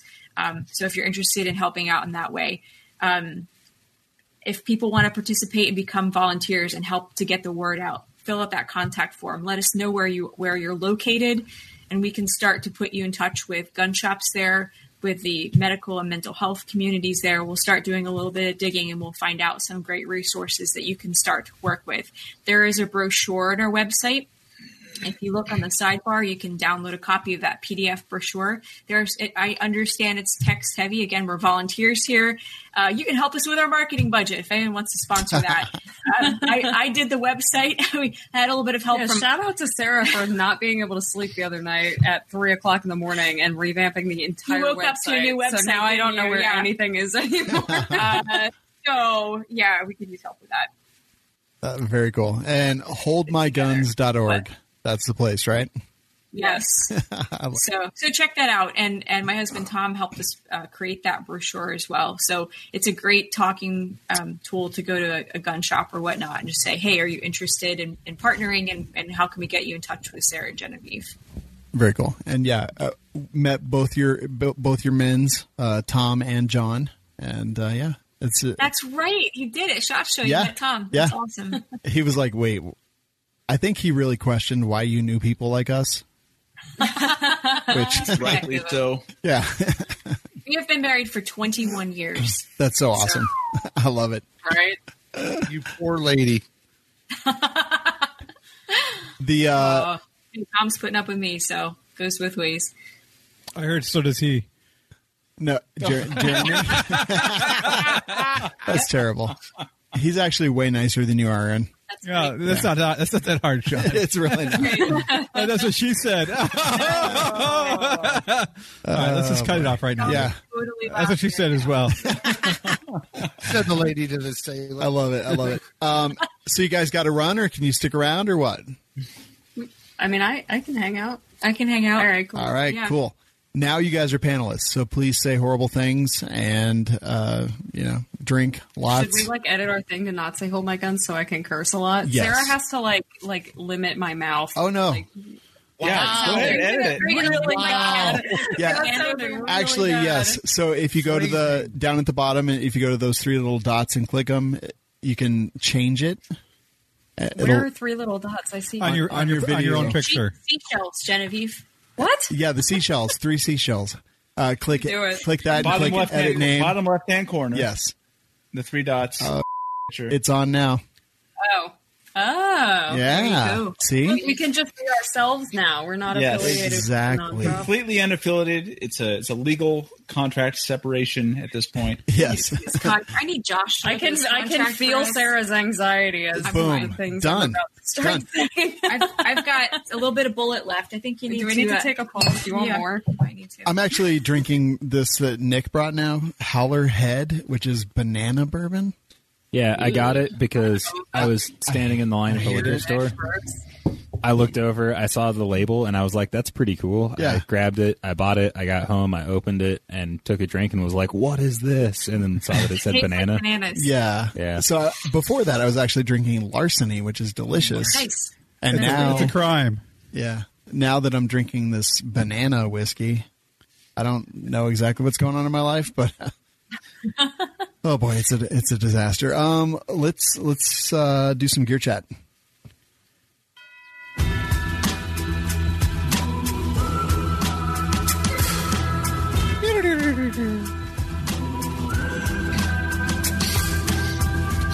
You know, if Jerambe drank this, he would probably devolve directly from the missing link to chimpanzee. I actually agree. Jeremy is actually the closest thing I've ever seen to Cro-Magnon.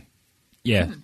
He's actually what came before the Cro-Magnon. Wait, what was that? A Neanderthal? I think No, it's a they're fish. separate. What was before Cro-Magnon? I don't remember. Someone tell us in the chat. Homo sapien? No, but while we do, Bowers He's more Group. homo than sapien, though, let's be honest. All right, so Bowers Group. So we were testing the oil filter suppressor today, and I took a biddy and put it on the exact same gun, and it was quieter. You mean this? Yeah. Yes. Nice. That I'm is so glad I exactly had that what I on mean. hand, man. That was perfect. I love the biddy, man. So I had it on my 1022, and it like that little tiny thing was better than the oil filter. It is by far my favorite. One of my favorite things, and full auto rated, all kinds of different 22 calibers, 17 HMR, all that good stuff. Magnum, 22 Magnum rated, and biddy is awesome. $325 for that tiny little package. Nick, it's like what, half a shot? Something like that. Yeah, I think we figured it out volume at one point. So, quick story about Tom.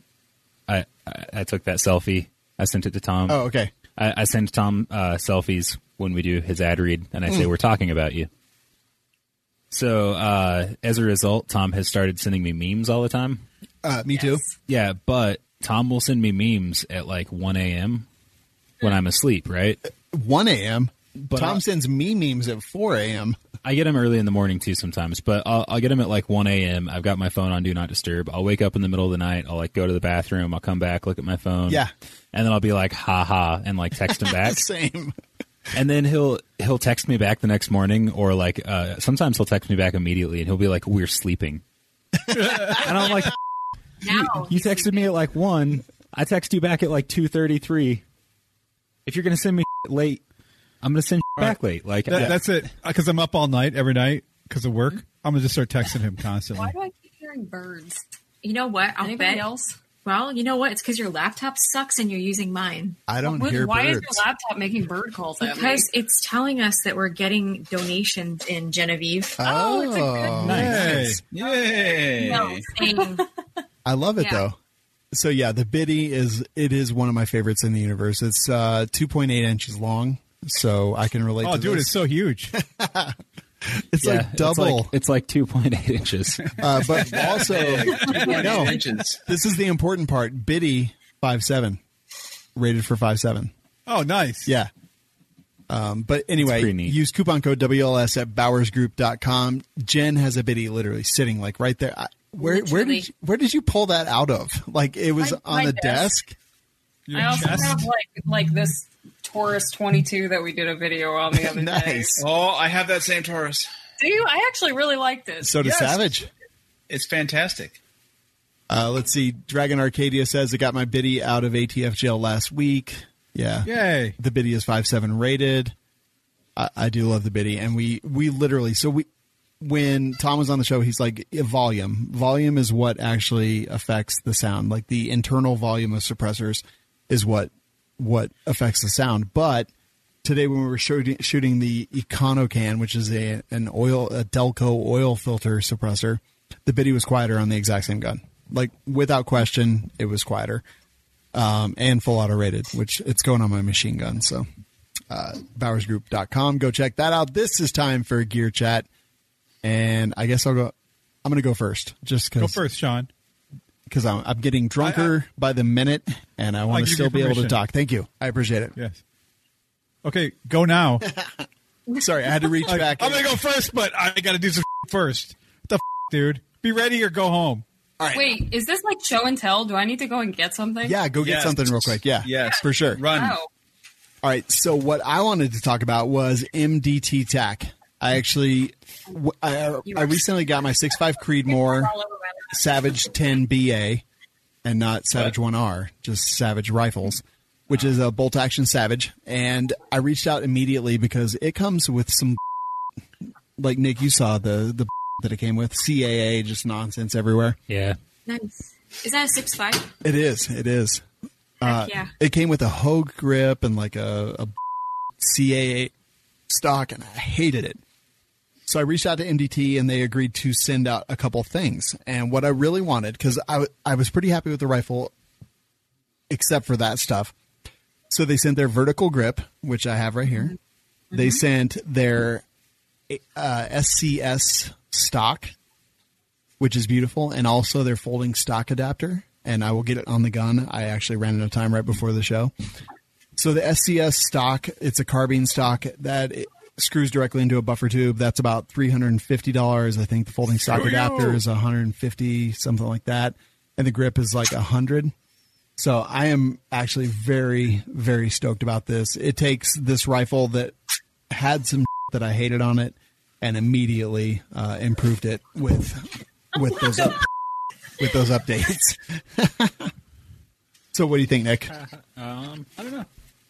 Seems nice. Yeah, I think it's going to be cool, fully adjustable. Sorry, I should talk into my Yeah, mic. thank you. It seems nice. The hinge is nice and stiff. Yeah, it is. Everything is adjustable, and it's like very smooth with the adjustments. Yeah.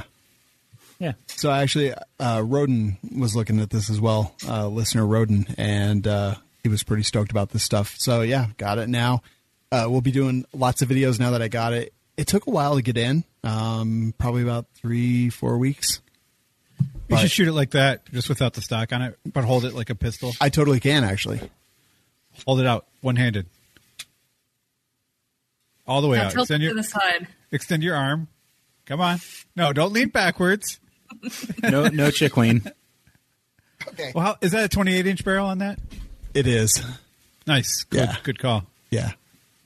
So I'm pretty stoked about this stuff. I got the Swamp Fox optics on it. Super and now MDT. So Drake Associates actually makes the chassis, and then I've got MDT stuff on it. Aaron, your Howa, you have MDT chassis, right? That's correct. And I have a CAA stock on it. And Yeah, so I hate the CAA stocks. This is a sniper stock, which is just phenomenal. And I also have, what grip is that? That's just like your opinion, man. Yeah. It really is, and it's a good opinion. It has a. We were just talking about them before the show, Shawn. When I asked you what folder you had, and you said Law. But I mentioned a different. Luthair. No, I mentioned a different company for the folder. Oh, for the Matador. Matador. I have a Matador folder on there, Yeah. and a Matador grip on it. So Nick, yeah. you've been messing with it. What do you think of the adjustability? Yeah, it's pretty adjustable. Yeah. It's a new spin. Well, I wouldn't even say that. It's a different spin on kind of a classic design. Mm-hmm. Yeah, I agree. I've definitely. It's not like breaking new ground, but so this MDT skeleton carbine stock is $349. Yeah, $349.95, and Cerakoted black. All the parts. They also come in FTE on a couple things, but yeah, God, I'm stoked. I've been waiting for this for so long, and it came in today. So, funny story. My mailman came earlier while I was gone filming today, and then it didn't come in. So I checked my tracking number, and it was like out for delivery, but it was USPS, but I knew it had already come. So I was like, there's no chance. I'm not getting it today. I'm so sad. And then he came back at like 5 o'clock, and he's like, oh yeah, sorry, I missed this. And I was like, I'm so happy. But yeah. My 6.5 Creedmoor bolt action is probably the thing that I've been most excited about lately. So to get this stuff in, I'm definitely impressed. Mm-hmm. Pretty stoked, if you will. All right. Let's see. Aaron, what do you have to talk about? Well, I've been the FAL, huge fan of it, and DSA Arms or DSI Arms has. I just saw that that they have one in stock for the low price just of one for $1,450, which is a good price for FAL.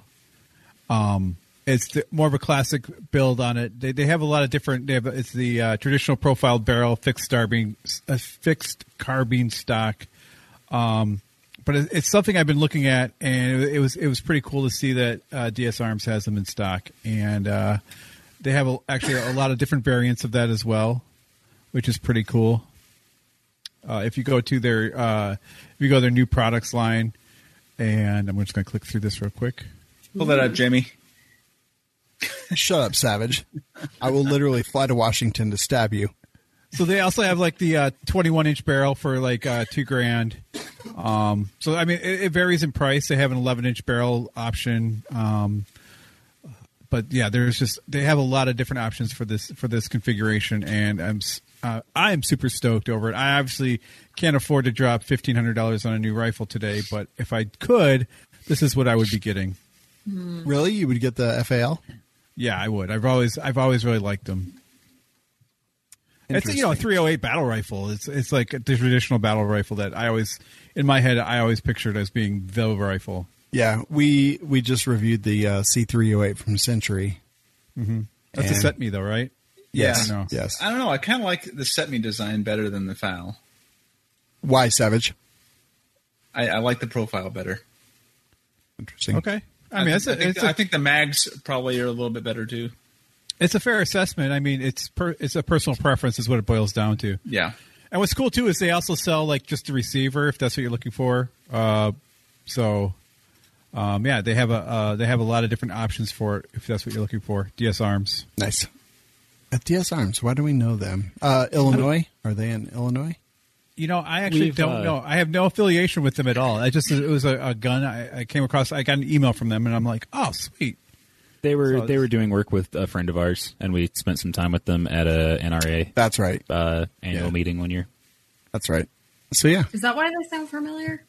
I think so. Yeah. I mean, they've been around for a long time too. Wait, DSA is well known for. Do they make that beer? Is that the same company? I think they might have been involved. Yeah. It was they had something, and was it Gunworks? Yeah. Okay. Yeah, that makes sense. I thought so. And Michael L says, "Yeah, Illinois." All right. So yeah, that makes sense. Cool. Yeah. So they've got the FAL Jungle Warrior Carbine. You need a Jungle Warrior Carbine FAL and some Rhodesian brushstroke camo. Oh, and then you can run. Yeah. And then you can run around screaming, "Rhodesians never die." That voice crack.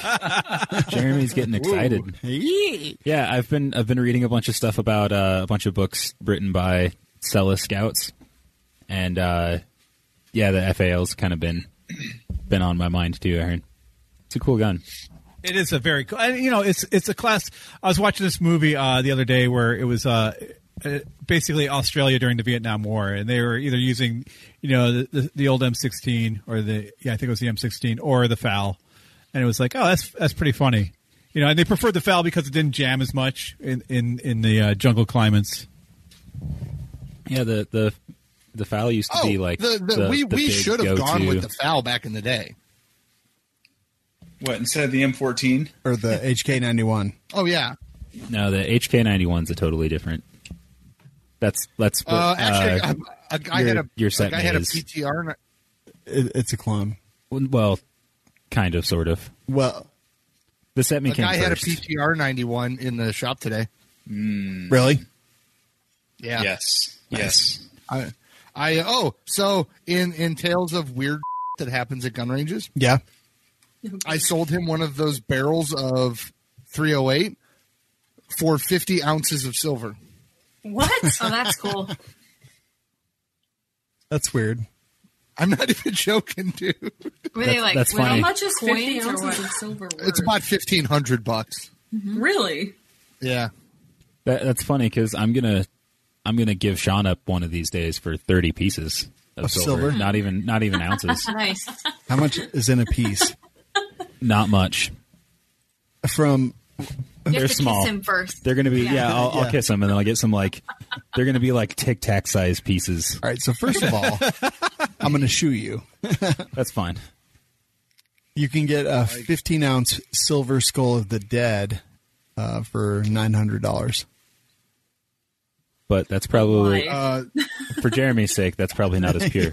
I was looking at this place, and you can get 1 ounce silver coins that are the Continental from John Wick. Oh, nice. They're the Continental coins, and it was like if you buy 20 or if you buy in multiples of 20, they come in like a special sleeve.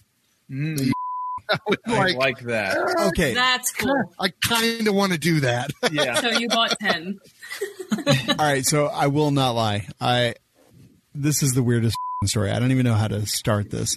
So my grandma was one of my, like, literally one of the people on this earth that I was closest with my whole life. And when she passed away, before she passed away, she told my mom, because she knew that death was imminent, and she told my mom, she's like, here, I've got all these things for Shawn. Please make sure that he gets them after I pass. And so my mom, like, had them for a while, and I didn't really think anything of it because I didn't want anything for my grandma. Like, she was literally one of the most important people in my life. And so my mom told me about this, and finally she was like, hey, I've got all this stuff. And I was like, okay, let me just tell me what size the box is, and I'll pay for shipping and send you a label, and you can just print it and send it to me. So I get the box finally, and in the box is just a bunch of pure silver plates, like Wow. that she had collected over the years. Wow. So I saw this and I was like, I have no idea why she would send this to me. This is not a thing that I had ever seen, that I had ever cared about, that I ever thought of. So what I've come up with is that my grandma somehow knew that someday soon I would be attacked by a werewolf. Which explains that beard that you're growing. Yeah. Well, wait, do I have to hit myself with the plate? I don't understand. But yeah, like, so I am convinced that my grandma before her death knew that I would be attacked by a werewolf and has sent me all this silver. So I need to melt it down and I need to make rounds with it so that I can take care of business when the time comes. Or she wanted you to become the Lone Ranger. Oh. Hi-ho silver. Yeah. Well, yeah, he used silver bullets. Well, I've been reading Monster Hunter International lately, so I just assumed it was werewolves, but it could be the Lone Ranger too. I don't really know. Did they bring out a new book since the last one? No, I'm on book 3 right now. Actually, I haven't read them all. Oh, you have not? No, oh my god, dude! I'm so on far book behind. 3. They're so good. I know they are. yeah. I love it. So yeah. Speaking of that, okay, hang on. I'm sorry to interrupt you, but my son asked me a question about a movie, and I said it was one of the most underrated movies ever, and it was Dale and Tucker versus Evil. Oh yeah, Yes. It's fantastic. Very good movie. Dude, Very Totally good underrated. movie. Totally underrated, man. I have not seen this movie. I haven't seen any movies. Oh, it's great. It's fantastic. It really is. It's a great movie. These kids keep killing themselves all over our property. Best movie. Best lines. It's a really good movie. Totally Nick. underrated. What? You got to run. Yeah. Do you have time to talk about your product? Oh, my God. Why did you wait? Here, I forgot. I'm sorry. Saving the I'll pull it up. Go. I'll pull it up. Okay. You're right now. Okay. I was going to tell a fun story about my grandma. Nobody gives a Jeremy. I'll go to you, Jeremy, after Nick goes because he's got to go. He's got to go to the airport. Yeah, I told you she'd come back. Okay, so It just wasn't for you. I think, yep. Got to make sure I'm in the right show notes. I know, but I can't read that from over here. You can't? It's No. 2 feet away. Yeah. So the German military was having issues with the what in the is happening? I don't know. The German military is having issues with the G36, right? Oh, man. For the last couple of years now, they've been talking about trying to find a replacement. HK was like, here, we have the HK 416. And the German military was like, no, that's too expensive. So the German military developed the 433, which came out earlier this year or late last year. It's in the it's in Call of Duty. Oh, I would never use that gun. Look at it; it's all pixelated. Really, I know. they went to the trouble of developing another flavor of AR. Wow, tell me more. Oh no, the 433 isn't really like an AR, but Yeah, so they developed that. They sent that to the German military, and the German military was like, yeah, that's cool or whatever. By the way, here we have this new rifle. So they adopted this rifle. It's made by a German company called Haenel. Is that how you would say that? Whoa. Haenel. I'm not saying anything. Apparently, they through a line of companies. They're owned by Merkel, or they're part of Merkel Group. Anal. But yeah, it's pretty funny because according to Loose Rounds, which is where this article is, he doesn't give a whole lot of information on the rifle, but he says that it's essentially a copy of the HK 416. So HK was like, we have the 416, and the Germans were like, no, that's too expensive. And they were like, well, we made you this new, cheaper gun, the 433. And Germany was like, nah, Merkel over here got us. Oh, man. I thought that was pretty funny. I agree. It looks like everything else we've seen. Yeah, it looks like a piston AR. Is that a CAA grip? Probably not. I bet it is. I'm almost 100% sure it is. I have that exact grip. It looks very similar. It doesn't look the same. Plus, a German company buying Israeli parts for a rifle. Fair enough. Okay. And reparations, man, reparations. Yeah. But yeah, I mean, I don't really know anything about the gun. He doesn't have a whole lot of information. I just thought that those politics were kind of funny. I totally agree. Still a German gun. Apparently, this company is actually owned by Caracal out of the UAE, but then Caracal is owned by someone. It's like a freedom group situation, right? Like it's so crazy. They're all over the place. They own companies that own companies that own companies. But it works its way back to Merkel. Thank you for calling HK customer service. Go yourself. It's just going to get worse now. That's pretty cool.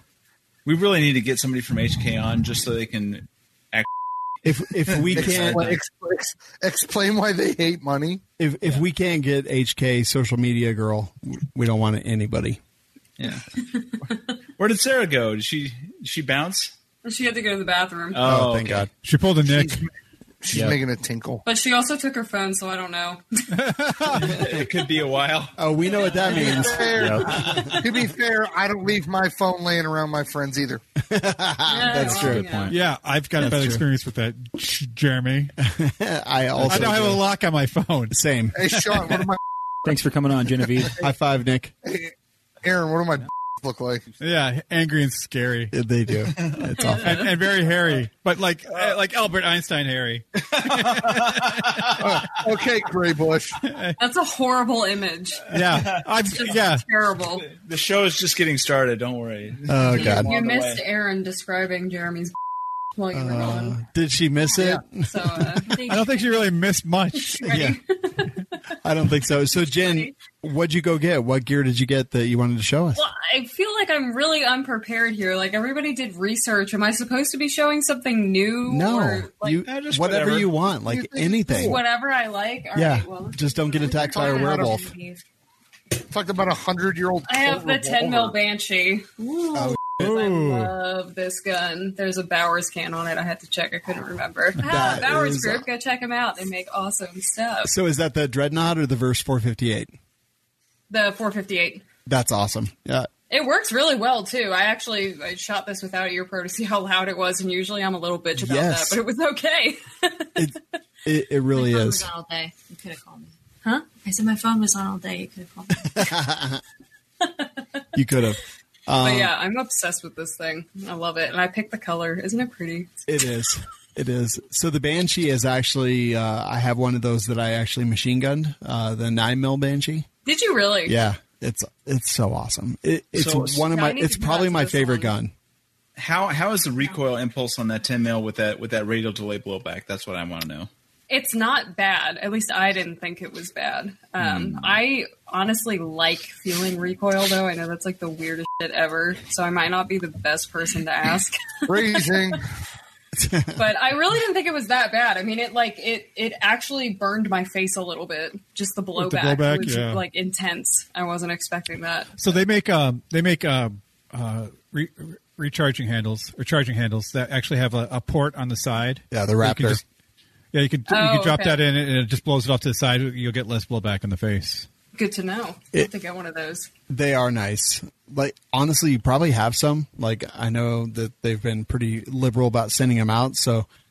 You should see the studio. It's like if I would pay somebody money to traverse that and tell me what's even in there. I don't want to do it. It's ridiculous. John is not the most organized or cleanly of people. Oh, boy. I feel that pain so much. But yeah, like the Banshee is awesome. So that 9mm Banshee machine gun that I've got, it's literally one of my favorite things ever. I think it's my favorite gun to shoot. Does the 10mm use the AR mags that have like endo mags inside of them, or? No, we have just I think it is just. Is it just 10mm lower? Mags we use, yeah. Nice. Or P mags or something. I forget which brand of mags we use. Let me see the mag wall. Oh yeah, that's probably the Glock. That's awesome. Yeah. I love it. It's great. It shoots really well, and we didn't like when we first got it. We wanted to be like one of the first people to review it, and we got one of like their earliest models, so we had to change out some of the springs because we were getting like double feeds and jams and stuff. So I was so disappointed, and then like Corona happened, so it took forever to get the parts. So I literally just shot it for the first time like a couple weeks ago. You guys did a video about that, right? I swear I've seen that gun. Okay, yeah. Yeah, we've had it for like months. We got it in like, I don't even know, like January or something. So I've just been staring at it, and I finally got to take it out to the range. And that's your favorite? I love it. I wanted one since they like first hinted that they were coming out with 10mm because I love 10mm. That's awesome. I got my 10mm finally. Oh, I finally got the booster for my Dead Air Ghost for my 10mm. Did you really? Nice. Yeah, I finally got the piston. So I shot my. Oh, have you seen my 10mm? No. Since my gunsmith got a hold of it and played? No. Oh, I'll have to bring it next week. Yeah, bring it next week. Oh, yeah. My gunsmith decided he was going to play with the Bridgeport and my so there's my 10mm P80. Nice. Ooh. That's pretty. What can? And my gunsmith, Dead Air? It's a Dead Air Ghost can. He cut the slide for a Romeo 1 just because we had like a couple laying around, and they're really hard to sell because they only go on like 2 guns. Right. It's like the dumbest thing ever. And he put a bunch of lightning cuts in it, and I got a 30-round SGM mag for it. Nice. That's awesome. How do you like the Dead Air can that you have on that? It's fine. I got no complaints about it. I don't like the way those pistons are built.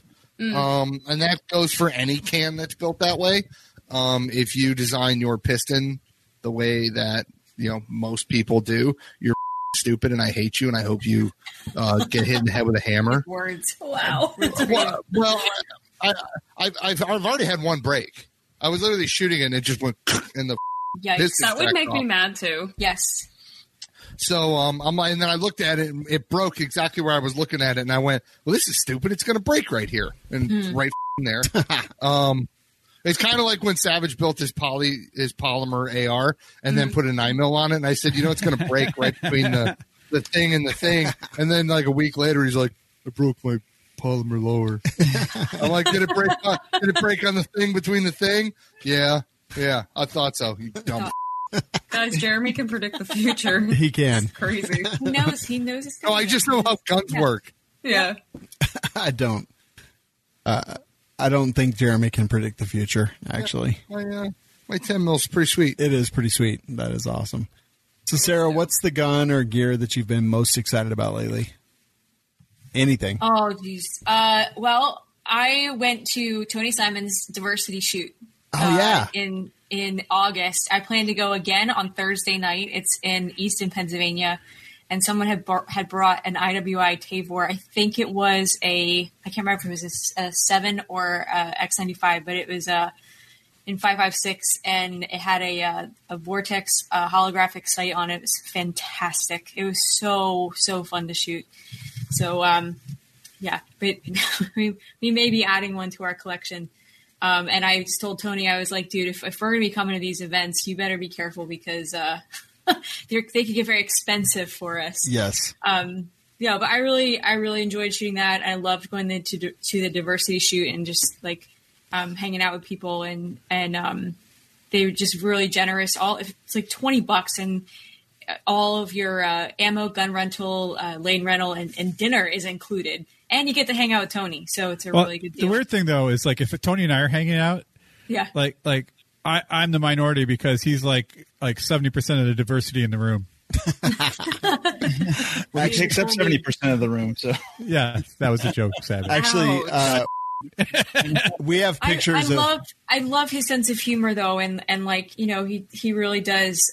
Like he is a big guy, but and he's so fun to hug. But it's true. You'll make Tom jealous. Jeez, Tom likes to hug Tony. Like he's just a good guy, and he has a heart for just including people in the firearms. The size of two people. Sarah is such a nice person, you guys. Seriously, I don't know why you hang out with me. Even sometimes I just listen to you talk. I'm like, how are you this kind? Oh my gosh! Listen, I will roast Tony I roast Tony every opportunity I get because and it's deserved. No. You try to roast Tony, and then he turns it around on you, and you end up looking like a fucking idiot. Dude, okay. While he's smiling too, he's got a gift. I still haven't gotten one of my Tony Simon stickers of him. Dude, in come the with me on bathtub Thursday or night. whatever. The Planet Lovetron. Yeah, that. I asked him for one of those as soon as he posted I've got it. the I still shirt. have not got one. I've got the shirt. Yeah.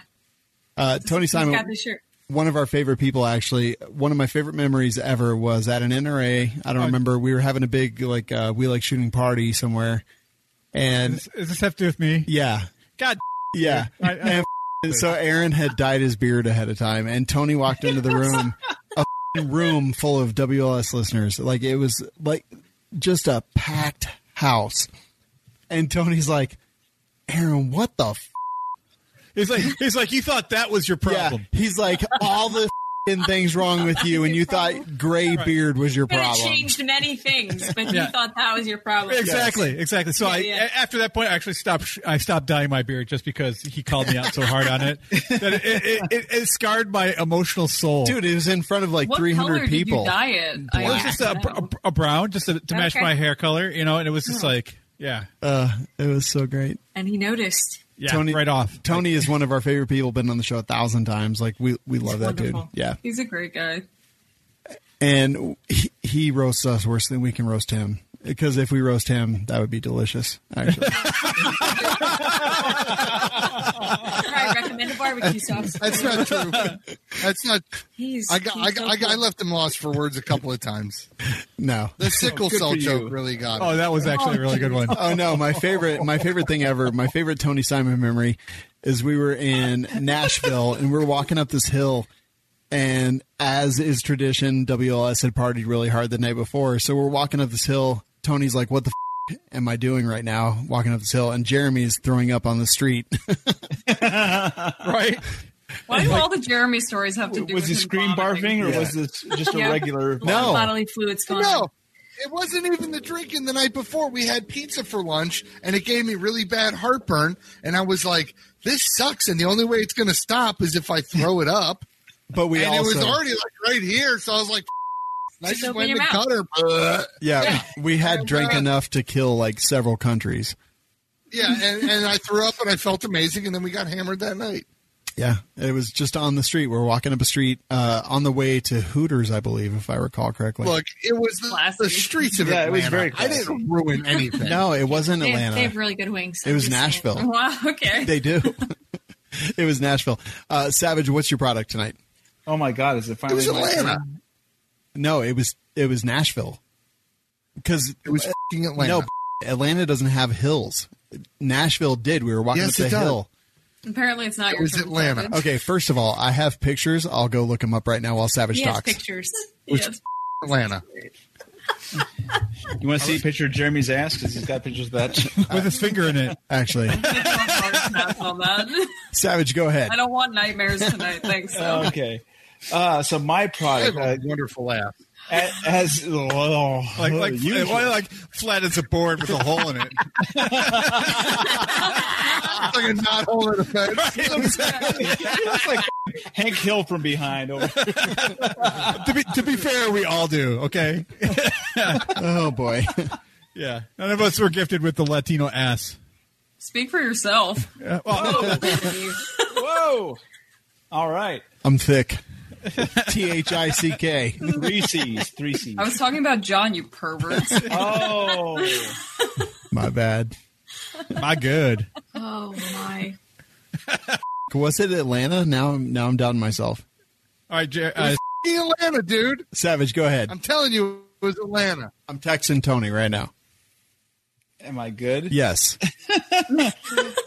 So what I'm talking about today is the Knights Armament machine gun here. It's called the LAMG. This thing has a really interesting recoil system called the constant recoil spring run-out operation, and it has a very slow cyclic rate of 500 to 600 rounds per minute. And there's a video I've got of Ian from Forgotten Weapons shooting this thing, and it is ridiculous. It's like he's shooting a 22, like he's holding it. He's not even holding it against his shoulder. He can just hold it straight out and shoot it, and it's just like it's just standing there. It's maybe vibrating a little bit, but there's no recoil on this thing. He pulls it out away from his shoulder, no cheek weld, like holy. And it's just got a flash how did you win? Run. Look But at I can do that with a 249.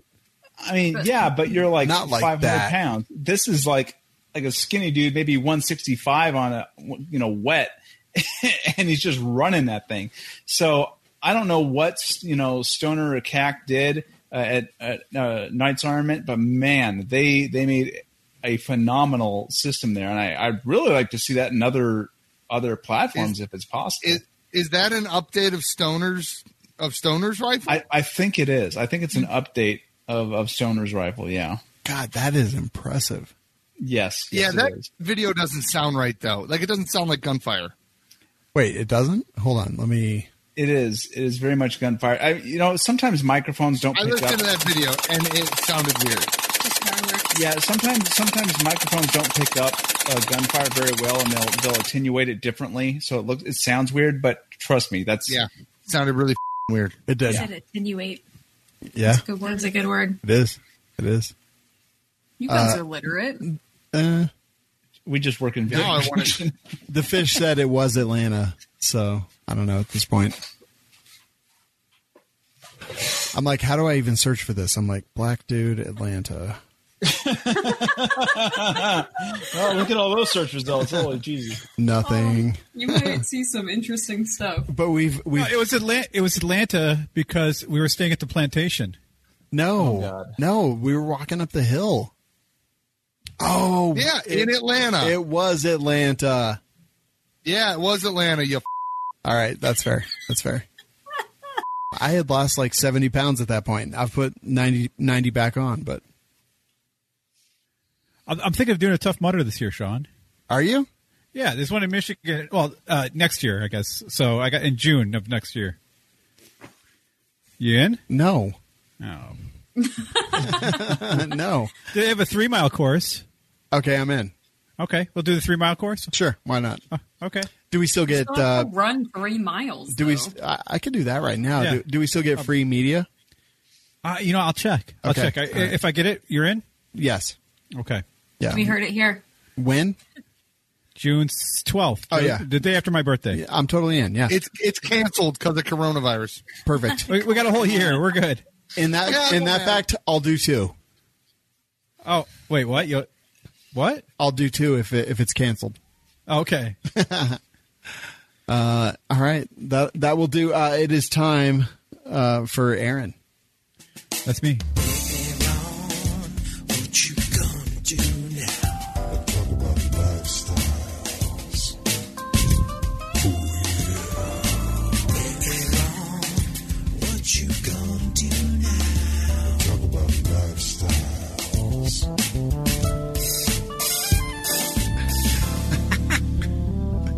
Brought to you by Brown Hills. All right. Okay, that was really complicated dealing with that cat, by the way. I was like, what the... What cat? I had a cat on my lap and Oh, the butt was God. in my face. I'm trying to move it out without touching any part of its butt. But apparently, when you pretty entertaining though. Yeah, apparently a cat is nothing but butt everywhere. Whenever you try to touch it, it moves its butt to How did I miss? To go. How did I miss this? Yeah, You handled that expertly. Thank you. I have 2 cats. Banana Speaking of butts. Wait. Speaking of Brownells. Oh, I'm sorry. We'll go to Brownells first. Oh, thanks. Appreciate you. Okay, go ahead. No, you go ahead. Brownells or butts? Brownells. Yes. Brownells, man. They have 6 different brands of 9mm in stock right now. If you're looking for 9mm, they have 4 more boxes. Get them while they have them. No, they don't. There's none. Oh, really? God, They're gone. Yeah. Just like that. When did you see 9mm? Last week when we did it. No, there was none. Oh, how about today? Anything? No. Okay, hold on. I'm looking. Nope, they've got 40, 44 Special, 454 Casull, and 500 Smith & Wesson. But you know what they do have? What's that? The BRN 180 lowers. Nice. Exactly. That's something. They do. Hold on, I'm going back. I actually ordered two uppers from them earlier. They have the BRN 10 Retro and 308. Oh, God, I want one of those. I want one of those and one of those valves. So I kind of want one of the retro rifles now. And honestly, since that's all that is in stock, I've got a ton of 308. They're sexy as hell. I mean, you can't say that's not something desirable. I want a full auto it. I want the charging handle that is like the trigger up in the carry handle. Yes. Yeah. All of my yes. You know what? I'm going to get one tomorrow. Yeah, throwing down that Heron money. I want that and a FAL, and I want them both full auto. I agree 110% with you, Jeremy. So do I, which is surprising all around. So brownells.com, go check them out. Click the link on welikeshooting.com/sponsors. Aaron, what kind of did you want to talk about? Nice intro. Nicely segue. Thanks. Yeah. I appreciate it. So this guy live streams himself on, I think it was Twitter or Facebook, one of the two. Yeah. Live streams himself going to find Nancy Pelosi's house in San Francisco. Oh, wow. Walks over to her driveway and then takes a hellacious on it. Amazing. Okay. Actually, for real? Like he on it? Yeah. Yes. Yeah. I'm sure Trump was honored to see that. He said he did it for Trump. That's what he said he did it for. He's Hey, a look, YouTuber? if you're allowed to shit all over the streets of San Francisco, and then she only has a problem because now you're in her house. Yeah, right.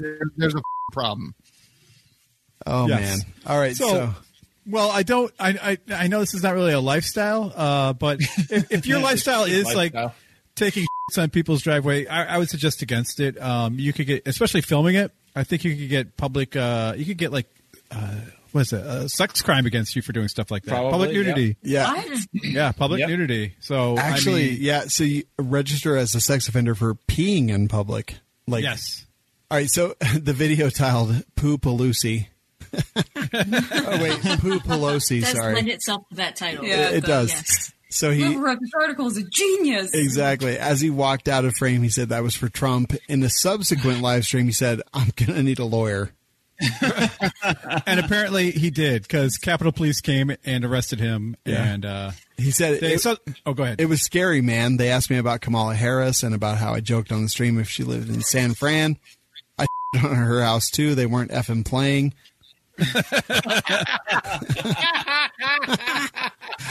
Okay, wait a minute. First of all, wow, the tweet is unavailable. Let's see. Speaker Pelosi. Wow. I don't know. That's not a thing that I would really do. Not even to make a point, I guess. I don't disagree with the action as much. I wouldn't condone it, but I don't disagree with it. Yeah, I agree. And honestly, she was probably so I think drunk. it's a perfect satire. Oh, God. You can shit on the streets in San Francisco, and they won't do anything about it. But as soon as you go near their place, it's all of a sudden, it's bad juju. So her house or whatever doesn't look as impressive as I guess I thought it would. Oh. It's probably It's only one of her houses. yeah. True, but it's just She's like worth $300 million. I'm sure she has a few houses. All right, ladies, what do you guys? What's your take on this? Is it take one or take two? No. I have no idea what's happening. Can you hear us? Mike's on. Now we can hear you. We can hear you now. Yay. We were talking about you guys. No. Oh, that's the we had a sidebar over here. Oh yeah, no, sorry. So Were we talking about places you pooped? Yeah, pretty much. Obviously, Poo it's like our Pelosie. Saturday activity. Dude, we do I used together. to live in Japan, and the squatting toilets and the outhouses in Japan are just they're fascinating. I'm just saying. In what way? Well, try helping little children on squat over a hole in the floor. Well, you got it's a whole thing. It's like Jeremy's house when we were there, Shawn. All right, so Jeremy used to have a Were you ever sump scared pump. you were gonna drop one of them and they'd fall in the poop hole? So Jeremy used to have a sump pump in his basement, and he didn't have a bathroom downstairs, so he'd be like, just go pee in the hole. And I think Aaron pooped in the hole once. Okay. That's all it That's how takes. the sump pump broke. Yeah, He pooped in the pee hole. No, I put a half power sump pump in there, so it just ground right through it. Oh. Probably what we could do anyway, so it didn't matter. So the 28-year-old said he's part of a niche YouTube community that creates IRL or in real life live stream videos chronicling long stretches of unfiltered daily life. So we're doing vlogs lately. Hold on, let me turn this on real quick. Get this camera going. Why is there a on your camera? It's a butt, dude. Yeah, And anything's a butt if you're brave enough. It's a personal massager. it's a dead cat. Wow. She knows the From the lingo. sidelines. So I guess I think the battery's dead. Oh no. Okay, well, this is a good On your good personal story. massager. Yeah. It's just not going to work. But anyway, I think that pooping in politicians' driveway is actually a thing that should happen, and I encourage everyone to do so. Oh, Jesus. I mean, seriously, it's better than I pooped in your driveway or multi-billion dollars worth of damage and murdering people and setting businesses on fire. Hey, I don't like what this politician's doing. Poop in their driveway. That's I mean, let's compare apples to More apples. respectable. More Yeah, respectable. let's talk about the difference in protest here. No. He's like, it was scary. They kept asking me, are you this? Are you that? Are you Antifa? And the Capitol Police were definitely watching my channel because I could hear them on the radio, tell them to turn off the stream. Which stream? Oh, God. It's fantastic. Keep doing it. Keep up the good work. Poop in politicians' driveways. PIPD. All the time. Ladies, what do you think? No comment. I mean, honestly, if nobody saw that stream, she would have just come out of her house wow, that must have been a really No one big saw dog. it. Did it really? What are they feeding that dog? Genuinely. It's their dog's corn. No. I wonder if there were the hair dryers and curling irons hanging from the trees at that property. Oh, God. 'Cause I hope so. I believe that her house was kind of pranked after her whole. Oh, was it? Yeah, That's I think hilarious. so, yeah. Oh. Oh, See, that I Pelosie. support. That's much less disgusting. I genuinely. Legit, we are looking into Me too. Yeah, it's exactly. of pine. Wait, say that one more time. I said we were at one point. We were looking into the cost of pine tar and feathers for dealing with certain politicians. Oh, Yeah. yeah. How much is pine tar? Well, actually, pine tar is really good for psoriasis. so- Honestly, It could be. yeah, eating that would be terrible, I'm though. helping you. I believe it was $47 for a gallon, Something like something that. like that. Not bad at all. yeah. I mean, I want to go with the guillotine, but sure, let's go with your idea. Yeah, that's fine. It's fine. Just use a poop knife. You don't need a guillotine for your poop. I have a short sword. Oh, God. Korean. Oh my goodness. For when you eat Korean? Jesus, dude. No, my great uncle brought it back from the war. Let's be honest. He was just okay.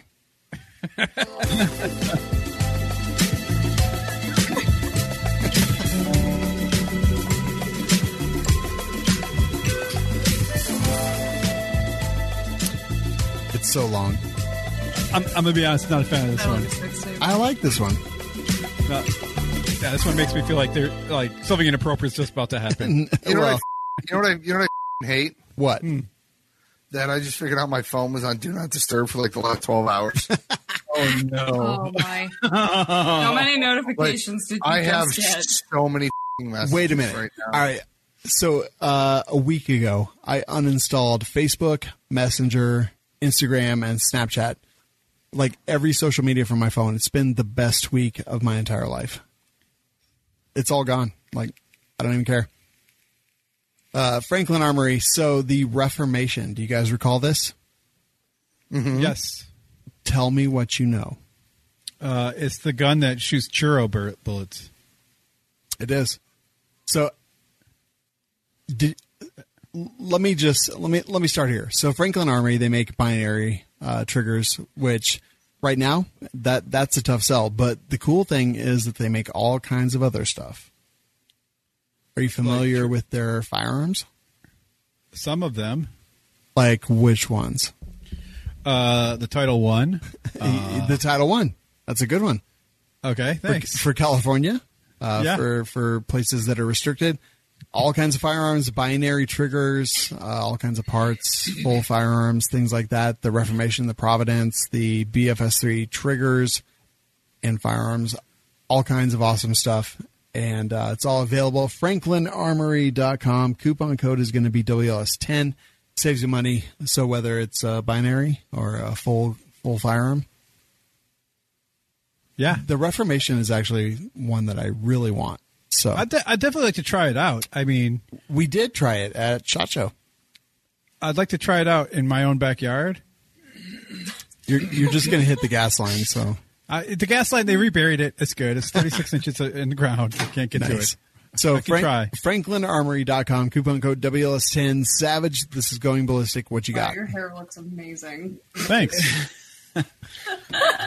That's really bad. Wait. Well, Come so over here. You're on. John. Yeah, oh, yeah. Right. Sorry. I was talking about John's him. showing off his hair. Let's Hey, see John. it. Oh, oh, hey. Wow. Get a fucking haircut, hippie. yeah. Oh, my God. What in the ass? Hold on. Yeah, channel. What's up, 1980s. Ducky? Jesus. That's some emo right there. Oh, my goodness. It's fucking Ducky. Here, listen to them. Does he need a bun? Yeah. What's up, kids? Like, Dude, are you pretty in pink? Have you ever been kissed? No. You got any other 80 movies? 80s movies? Go get a boombox and hold it over your head. something. Like, pull that down over your face again. All right, hang on. It's been a while since I've seen emo. Put it down again. Yeah. It's got a lot of in it here. Hold this, I can't hear. Like what, grease? Is it the same kind of sparkly stuff you put in your beard? It has a hot dog. That word. What Oh, guys, the he looks like Trump. So, like, seriously. Hold Yes, on, no, yes. This is what we need the next. Oh, Jesus Christ! What is that? It's like the Hitler Youth haircut. Hey, John, do you like Flock of Seagulls? John, you can pull it back into like a bun now. Yeah. Almost. Dude, it's Viking as It's very Viking. There you go. That's fantastic. I love it. I wish I had hair. We're talking to John Patton from the Gun Collective. You do. Wanted me to come back here so that I could get made fun of, right? Yeah. Basically. I wish we had three heads. No, actually, we were just saying the Gun Collective is the best thing ever. Like John Patton, one of the prime guys in the. You know how I know you're full of because I'm drunk as right now. So sparkly on the TV. How? Seriously, what are we doing right now? I don't know. Savage was just going to talk about the news, and then You kind of just hijacked our podcast. Yeah. Oh, great, good. I'm glad I'm here then. Out of here. it's good. It's good. I'd say we just pop into his. Yeah. What do you want to talk about right now? I want to talk about how everybody gets really, really butthurt when you say that there is a third-party option. Joe Jorgensen. Okay. Well, first of all, I said that in the news. I said consider it, and people are like flaming me like I said their child is a demon or something. Like it's really interesting that they're like really livid about my opinion to consider another option. Well, not, okay. not like go vote, just consider it. right. Yeah. So here's the But thing. Trump, Dude, it's really interesting. We had the Libertarian candidate, Spike Cohen, on the show a couple weeks ago, and he's awesome. Like, I would literally vote for him for president. He's great. I'm not a huge fan of Joe Jorgensen, but I will say that they don't have an electoral strategy at this point. No. Like, Gary Johnson got 0 electoral votes and like 4 million popular vote, but like that doesn't matter, right? Like, electoral is where it's at. They don't have a strategy. When Spike was on the show, he didn't have a strategy. They were like, we're doing it. We're out there. We're doing grassroots. I think that's fantastic. So for president, I really think that there are only 2 choices. But when we get to local and state, like, I'm voting Libertarian across the board, because that's what we do. We fill our local. We fill our city, we fill our state with libertarian politicians, and then eventually, in the next 30 to 40 years, maybe we have that actual. Maybe we actually have that that third party. I mean, we will, right? Like, we've survived worse, but like, physically, there's no strategy. There's no strategy at this point. I don't know. You've clearly thought about it way more than I have, which is good.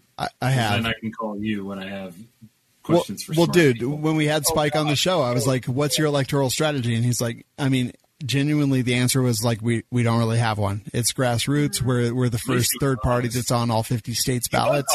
He was very honest, which is way more than you can say for either of the other 2 candidates. Yeah, he was f***ing amazing. Like, I love the dude. I think he's great. Let's also not forget that he was the vice presidential candidate for Vermin Supreme. So clearly I'm in.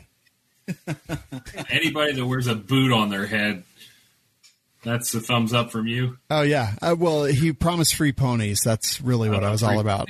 Yeah. That's a great platform. It is. You're getting the best bits. Oh, good. All right, I was genuine. I'm done hijacking. No, thanks for stopping by, John. Love you. They love you. Bye, John. They're jealous. That Yeah, hair. I said bye to him last, so if he dies, and I was the last guy to talk Now to. he's done hijacking. Now he's going to go. Oh, boy. Guys, we should probably hop off too. It's midnight it's here. 5 till midnight here. It's midnight. Oh, so it's midnight here too. What are you talking about? Listen, you are not human, Jeremy. That is true. She has a point. So remind us where people can find Hold My Guns and get involved. HoldMyGuns.org. All of our social links are on there, but you can also find us at HoldMyGuns.org on Instagram, Facebook, Twitter, and Parler. So there are plenty of ways to get a hold of us if you want to shoot us an email, info@holdmyguns.org. And we'd love to hear from you. There's something for everyone to participate, and we cannot do this without the support of the firearms community. So if you're an FFL, we would love to have you sign on as a storage partner. We get calls all the time from folks who are looking for storage partners. So people who are at a time of need. We had a guy call us in the Colorado area, and we did not have a storage partner. He ended up selling his firearms, 3 rifles, to a pawn shop because he knew that he was not in a good place and that he needed to just distance himself from his firearms. So there really is a need, and it would be incredible if we could have some more FFL sign on. Yeah, definitely. All right. That is awesome. Thank you, Jen. Thank Had you, fun Sarah, tonight. for being here. We really appreciate you guys. Yeah, thank you. This was a riot. It was great. Hope to see you guys again soon. All right. Have fun. I will give Tony Simon a hug for you. How about that? Yes, actually, but just make sure Kick him you in the for me. Okay. make sure you thrust. That's what we always do. He's going to be so confused. I know. Like, oh, Tony, kick right in the Actually, hold on. This is the weirdest turn of events. Two things. Good night, guys. Bye. Wait. 2 things. Tony will literally know exactly why you did it. He'll be like, it's those WLS guys. And I saved Tony's life, so ask him about that. All right, we'll do. All I right. will. Bye, guys. Thank you so much. See you guys. Appreciate you. All right, Savage, take it away, sir. Oh, gosh. It's back Wait, to they're still here. Okay, they're gone now. Right. So earlier this week, some of you may recall an incident that happened in California and LA. 2 county sheriffs were actually critically wounded by just somebody who just jumped them, came over with a gun, shot them both in the head. As far as we know, they're still alive, but it was just some random guy came up and ambushed them out of nowhere. They were just sitting in their squad car doing nothing, and this person shot him in the head with a pistol. So, less than 24 hours later, Joe Biden, genius that he is, comes out and says, weapons of war have no place in our communities. We need to ban assault weapons and high-capacity magazines. None of which had any thing to do with the incident at hand. And it just goes to show, it's like bleedingly obvious, but hopefully more people will start to see this, that there's no link between the two things that they're trying to push. When they talk about, when you're talking about gun-related homicides, the number one firearm used in homicides is pistols. The firearm that's used least in homicides are literally, what they're calling, they're not assault weapons, or assault rifles or weapons of war. They're AR-15s and semi-automatic rifles. Those are used the least statistically to murder people, like 2 or 3 times less than hands and feet are. But it doesn't matter what is used. As long as somebody uses a gun, they're going to use that to push that false narrative on us. And it's just so annoying, and it's so ignorant. It's watching people and politicians be ignorant repeatedly over and over and over again, and especially at a time when gun sales are record high. A lot of the new people coming in and buying guns are people on the left, and I think that this kind of message is going to alienate the people on the left from the Democratic Party, because they want to be armed at this point, and the Democratic Party is literally fighting to disarm everyone. I swear to God, when that guy runs away, he looks like a yeah. He does. He looks tiny. Like, who the f*** is that guy? Like, holy. All right, so first of all, was not me. There's a lot to say here. So first of all, yes, he wants veto, as in, hell yes, we're coming for your AR-15. Biden, weapons of war have no place in our communities. We need to ban assault weapons and high-capacity magazines, period. 7 hours, full stop. That's it. Like, dude, it's crazy that John just mentioned the libertarian ticket. Like, yes, like I love libertarianism. It's fantastic. Unfortunately, we do, for the presidential race, there's only 2 options. Libertarian Party has no third. They have no electoral strategy. Plain and simple, they are doing what they're doing. They're getting places. They have their candidate Joe and Spike on all 50 states ballots. That's wonderful. It's the best thing ever. They're not going to win. If you give the Libertarian Party at this point your vote, you're taking away from the side that you probably want to win, and that's all there is to it. Democratic state. No, maybe, but we're talking. Vote your conscience. Yeah, I agree. Look, all I know is based on signs. Biden's going to come in third behind Trump and firewood for sale. There you go. We got free firewood here in Michigan. If you need some, so just check your. To go back to this shooting real quick, those deputies, like if you watch this, so they're suffering from multiple gunshot wounds, faces, things like that. They literally perform self-care on each not self-care. They perform first aid on each other, like tourniquets, and they fucking stay in the fight like nobody's business, which is a great time to bring up medical gear outfitters. Like, stay in the fight, get the medical gear that you need at all times. And I swear to God, if you watch the video, if you look at the stills of this, like, these are 2 deputies that stayed in the fucking fight, and they took care of each other medically until other people showed up. And like, holy, like, if you ever talk about whether it's first care provider with race and care, or you talk about TCCC and TECC with March, massive hemorrhage, massive bleeding, airway, respiration, circulation, and heat loss, hypothermia. Holy like, clinic in self-care. So this story it's valuable in so many different ways. Yes. Well, but it even gets worse than that, because after these guys were transported to the hospital, a bunch of came to the hospital to protest, wishing that these guys would have died. Like, they got ambushed, were doing nothing. They didn't hurt anybody, shot in the face, and now people were protesting that they should die. I mean, what a bunch of absolute heads. So if you go to if you watch Tim Pool, like, he's a left-leaning liberal that without question leans very much towards the side that you would think would vote for Biden. Like, he's for Trump because of specifically dumb shit like this. Like, he's had it with the nonsense that the radical left is pushing, the normal left is pushing. Like, he's had it. Like, he's a left-wing dude voting for Trump specifically because of this. Yeah, there's no normal left. There used to be a centrist left, a normal left. Now everything is pushed so fucking far that anything, to the right of left is, a Nazi. Do you know what my brother told me? What? There's no such thing as far left in America. There's center and far right. Oh, Jesus.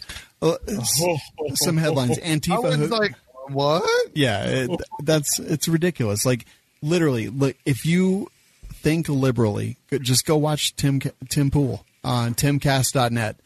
Like, I watch every single video, and I have. Here's the thing. Like, he very much reflects my opinions on things these days, but that is not always the case. I started watching Tim Pool, and I started watching Timcast at timcast.net, like a year ago or more. 100% no guns, 100% the left, liberalism.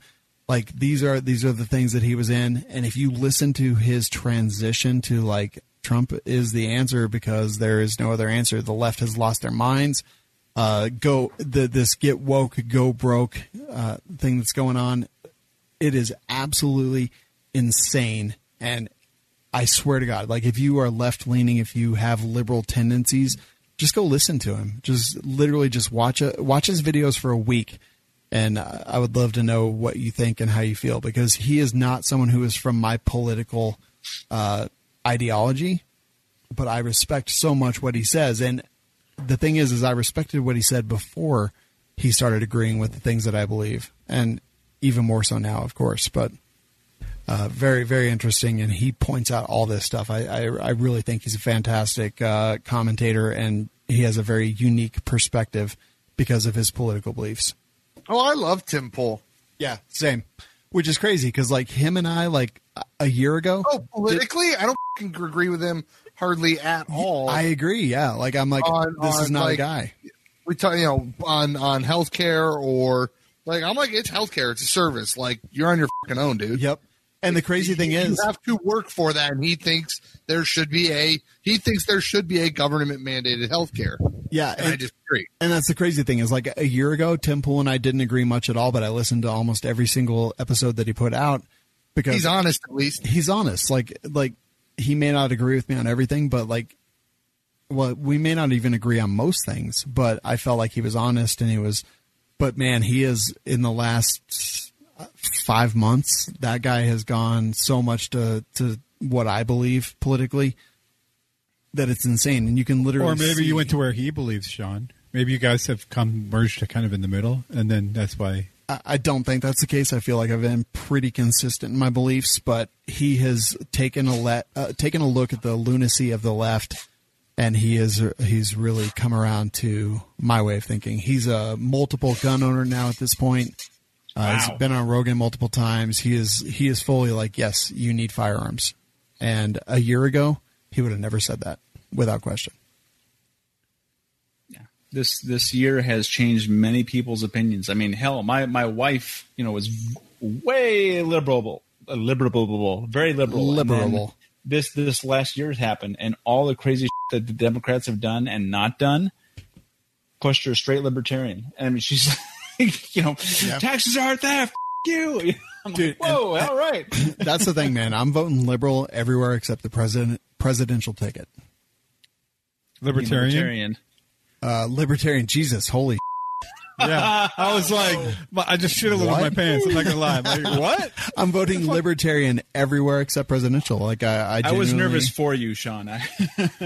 It's true. Like I've thought about it so much lately, and yeah, libertarian. Like I want our local governments, I want our state governments to go that way, because ultimately, when we get there, that's where the presidential ticket actually has a chance. I'm voting straight party libertarian this year. And by the way, I really want to get Tim on the show. I've messaged him like multiple times. So if you guys can push that and message him and tell him to come on We Like Shooting, I would not be unappreciative of that at all. As well. Shut up, I'm drunk. Next story. You could barely tell, Shawn. Oh, really? Yeah, right. Anyway, moving on. Okay, So- well, I was fine till Nick brought banana whiskey, which is terrible, but the other whiskey is over here, and I can't reach right or left. So, Jesus. So Biden has definitely, come out guns a-blazing against guns, and in response to that, or in concert with that, Michael Bloomberg, the grand dragon of all anti-gun organizations, head of Everytown for Gun Safety, Moms Demand Action, yada yada yada. He has in the past elections thrown money at every single state. I think in the last election he threw something like $100 million across the nation just for that one election. Today, or on September 13th, he announced he's going to drop $100 million in Florida alone to push it for Biden. There's huge money in this anti-gun politics and propaganda, and he is going to be throwing $100 million in one state when he used to spend, that much over the entire country. It's insane, and it's so sad because everybody whines about get big money and corporations out of politics, and especially on the left, and yet they are sucking Bloomberg's to get every dollar they can out of it on the same breath. I mean, it's so hypocritical. Am I drunk or is Shawn drunk? No, you're drunk, you moron. It's so No, you're drunk. To see this, I mean, if people could just be honest and straightforward and not and stick to their principles, that'd be one thing. But they say one thing and do the exact opposite. And, it's really a fight for our rights. And it's like, how do you fight $100 million in one state? That's insane. With $101 million, dummy. True. Well, clearly, yeah. Where's that coming from? So, actually, watching Tim Pool, it looks like Florida is definitely leaning with Cubans, and they are historically Democratic voters, and the polls actually are showing them very, very much pushing towards Trump, which is very, very telling, and it is the reason, without question, no other explanation need be, the reason that Bloomberg is dropping $100 million in Florida. 100% Florida, that is why he's dropping that money there, because they're trending towards Trump, because they know the of the radical left at this point.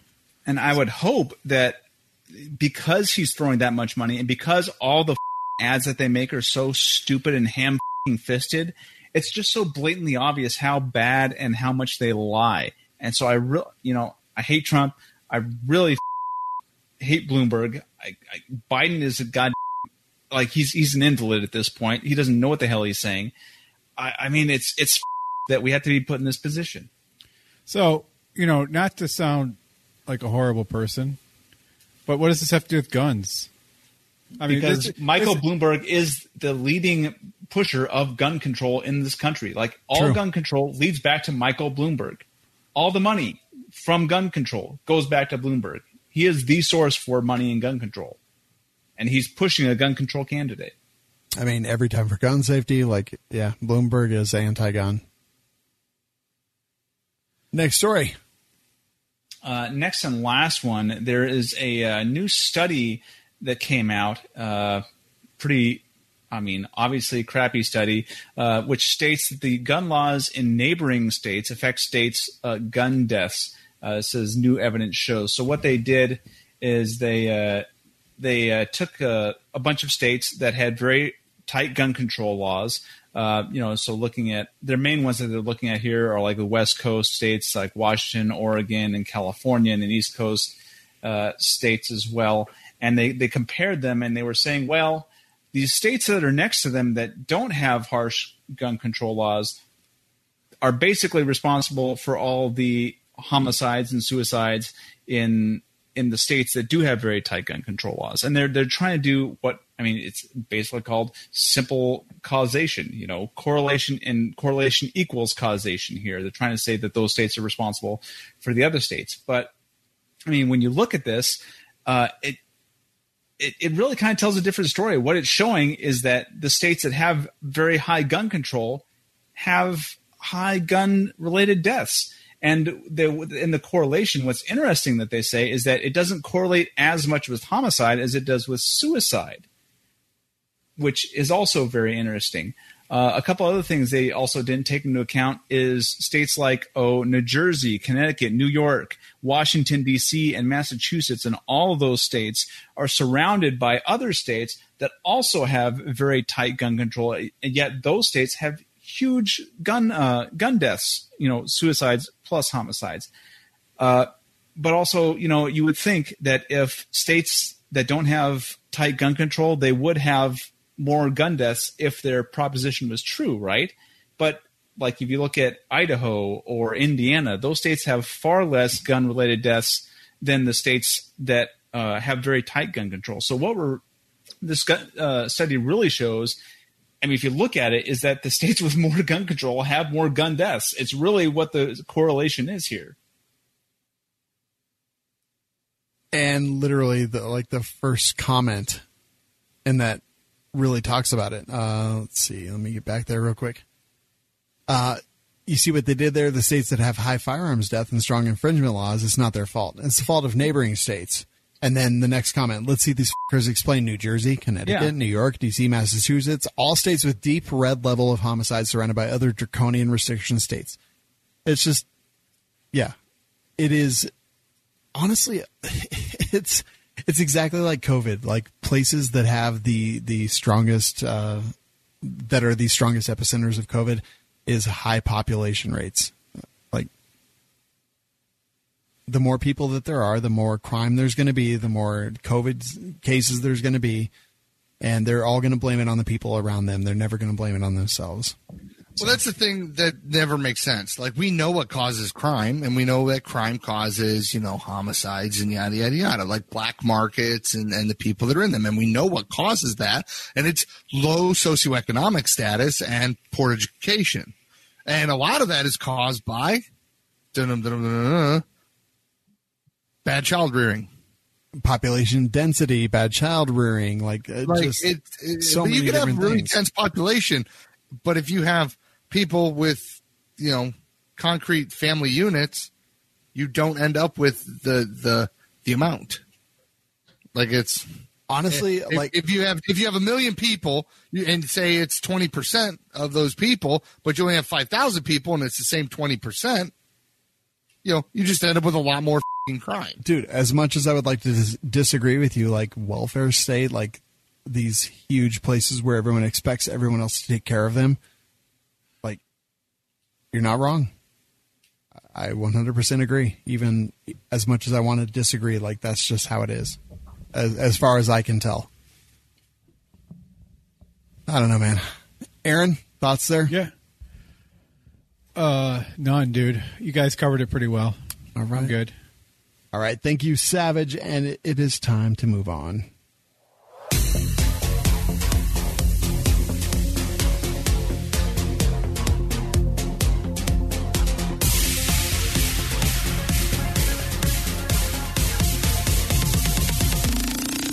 We like shooting. We like shooting. Cool. Sucks. That was very cool. Yeah, that is cool. So Hackett Equipment, you guys familiar with them? Oh, very familiar. So the Urban Tac Pack, literally probably my favorite thing that exists on Earth. I carry it every single day with me. I didn't carry a backpack with me every single day till I got this one, which I know. It sounds so freaking shilly, but I do. I've got my Medical Gear Outfitters med kit on the side of it, connected in the Molly. I take it when I go boarding. I carry my drone in it. It's with me every minute of every day. I literally see it sitting right there, right now, without question. It is amazing. It comes in ghost gray and black. It's available right now. HackettEquipment.com. They've got the Big Bertha, the Little Bertha, and the Baby Bertha, which are some other amazing packs. Aaron, what's the big, huge bag that you have? I have it's the what's the big ass bag? The BAB? Yeah. Monster Wheeled Cams bag. CAMS. Yes. Carry all my bag. Dude, it does. Like, I've got body armor, helmet, gas mask, two. I have a rifle, a shotgun, a pistol, a holster, a med gear. I mean, dude, and there's room for more. Yeah, and that bag is like $115 with our discount. The Urban TAC pack is going to be, I don't know, like $65, something like that. Yeah, totally worth it. It really is. It's fantastic. And Hackett Equipment, we're so happy that they decided to work with us. Really super impressed with the stuff that I've got from them. More coming, actually, very soon. We've been recording footage a lot lately, so a lot of stuff coming there. But HackettEquipment.com, coupon code WLS is life, saves you 21% more than any other discount code out there. So tell your friends, tell your mom, tell your, I don't know, significant other, whatever it is. That's what you want for Christmas. It's coming up soon. HackettEquipment.com. Jeremy, time for the reviews. Yay. Yay. Yay! Hooray! Hello! Okay, so. Okay. All right. Yes. You ready? Yes. Yes. Jesus, I've been ready. Inception. Well, I thought you were going to play a song. Never mind. I did. I didn't even hear it. Inception. Yeah, not that one. That was the one you want. Okay, hold on. No, I don't want it. I thought you were gonna. Don't do it. You. 1, 2. No. I've played 7. We can continue. Was this We Like DJing? Wicca. Shut up, Aaron. All right.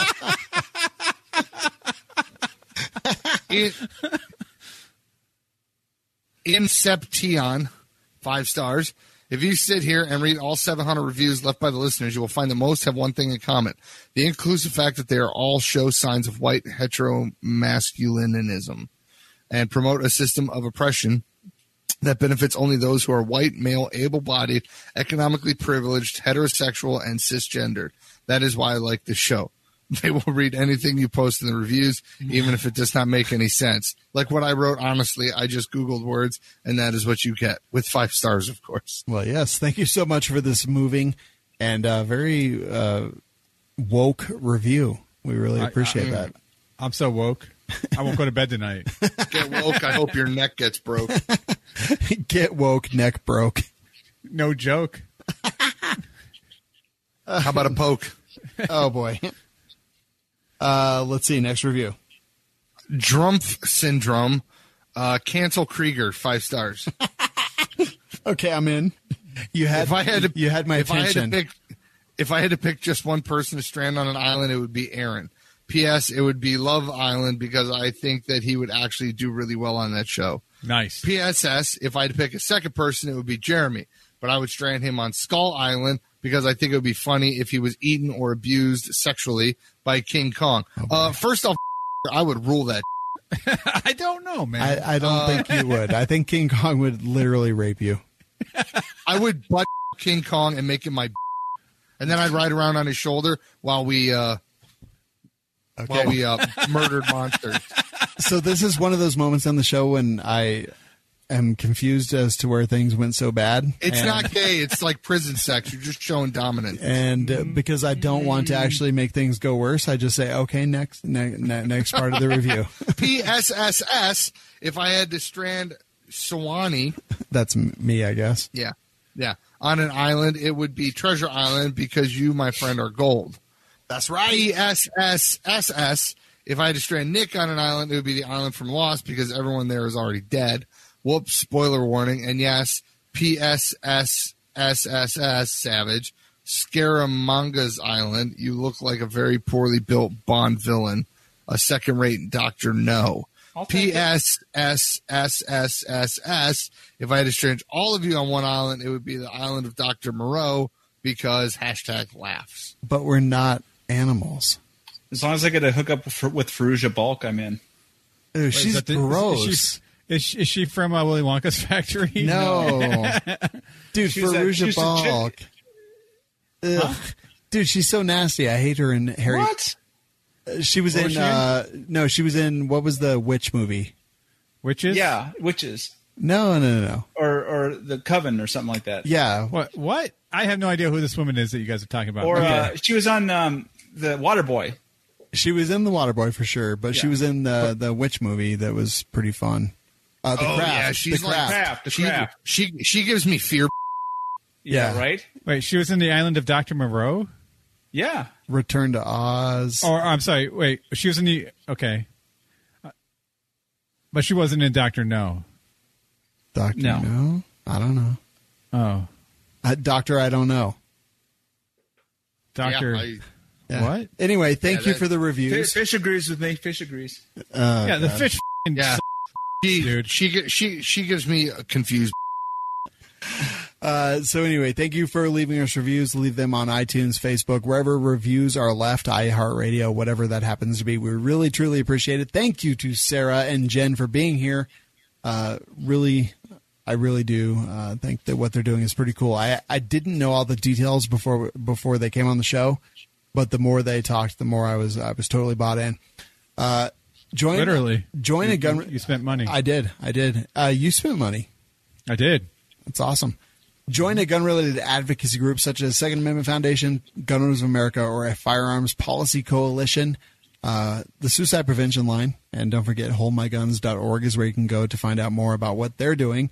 But the Suicide Prevention Line is 1-800-273-8255. That's 1-800-273-TALK, or you can text the number 741-741. And as we always say, we're live every single week on Mondays and Wednesdays, except for when we're not. But we're on demand every day. Go to welikeshooting.com/show to subscribe. And as we always say, thanks for listening. Get some medical training. Oh, and pew, pew, pew. no, shoot straight. Pew, pew, pew, pew, pew. I think so. Bad Men Club, Don't Tell Mom, Hope and Healing, and Get Woke Neck Broke. Yes. I think is the winner. Yes. I concur. I had other ones up until that point, and at that point I was like, nope, that's the winner. Shawn fixed the camera. I know. I'm sorry. I don't know what to do. Like, replace it. That's what you should do. Yeah, I'm gonna.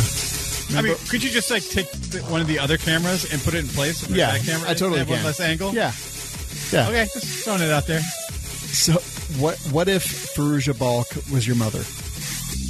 I don't know who she is, so she could be. I don't think so. Are you my mother? I don't know. The Dr. Seuss book? Oh, yeah. Dustin171 says, as we always say, call Shawn an Uber. Let's just say I'm not driving home tonight. I'm weaving home tonight. Bye. Thank God for the couch. We'll see you next week. Did you think that show was worth $1? Help the cast by visiting lovewls.com.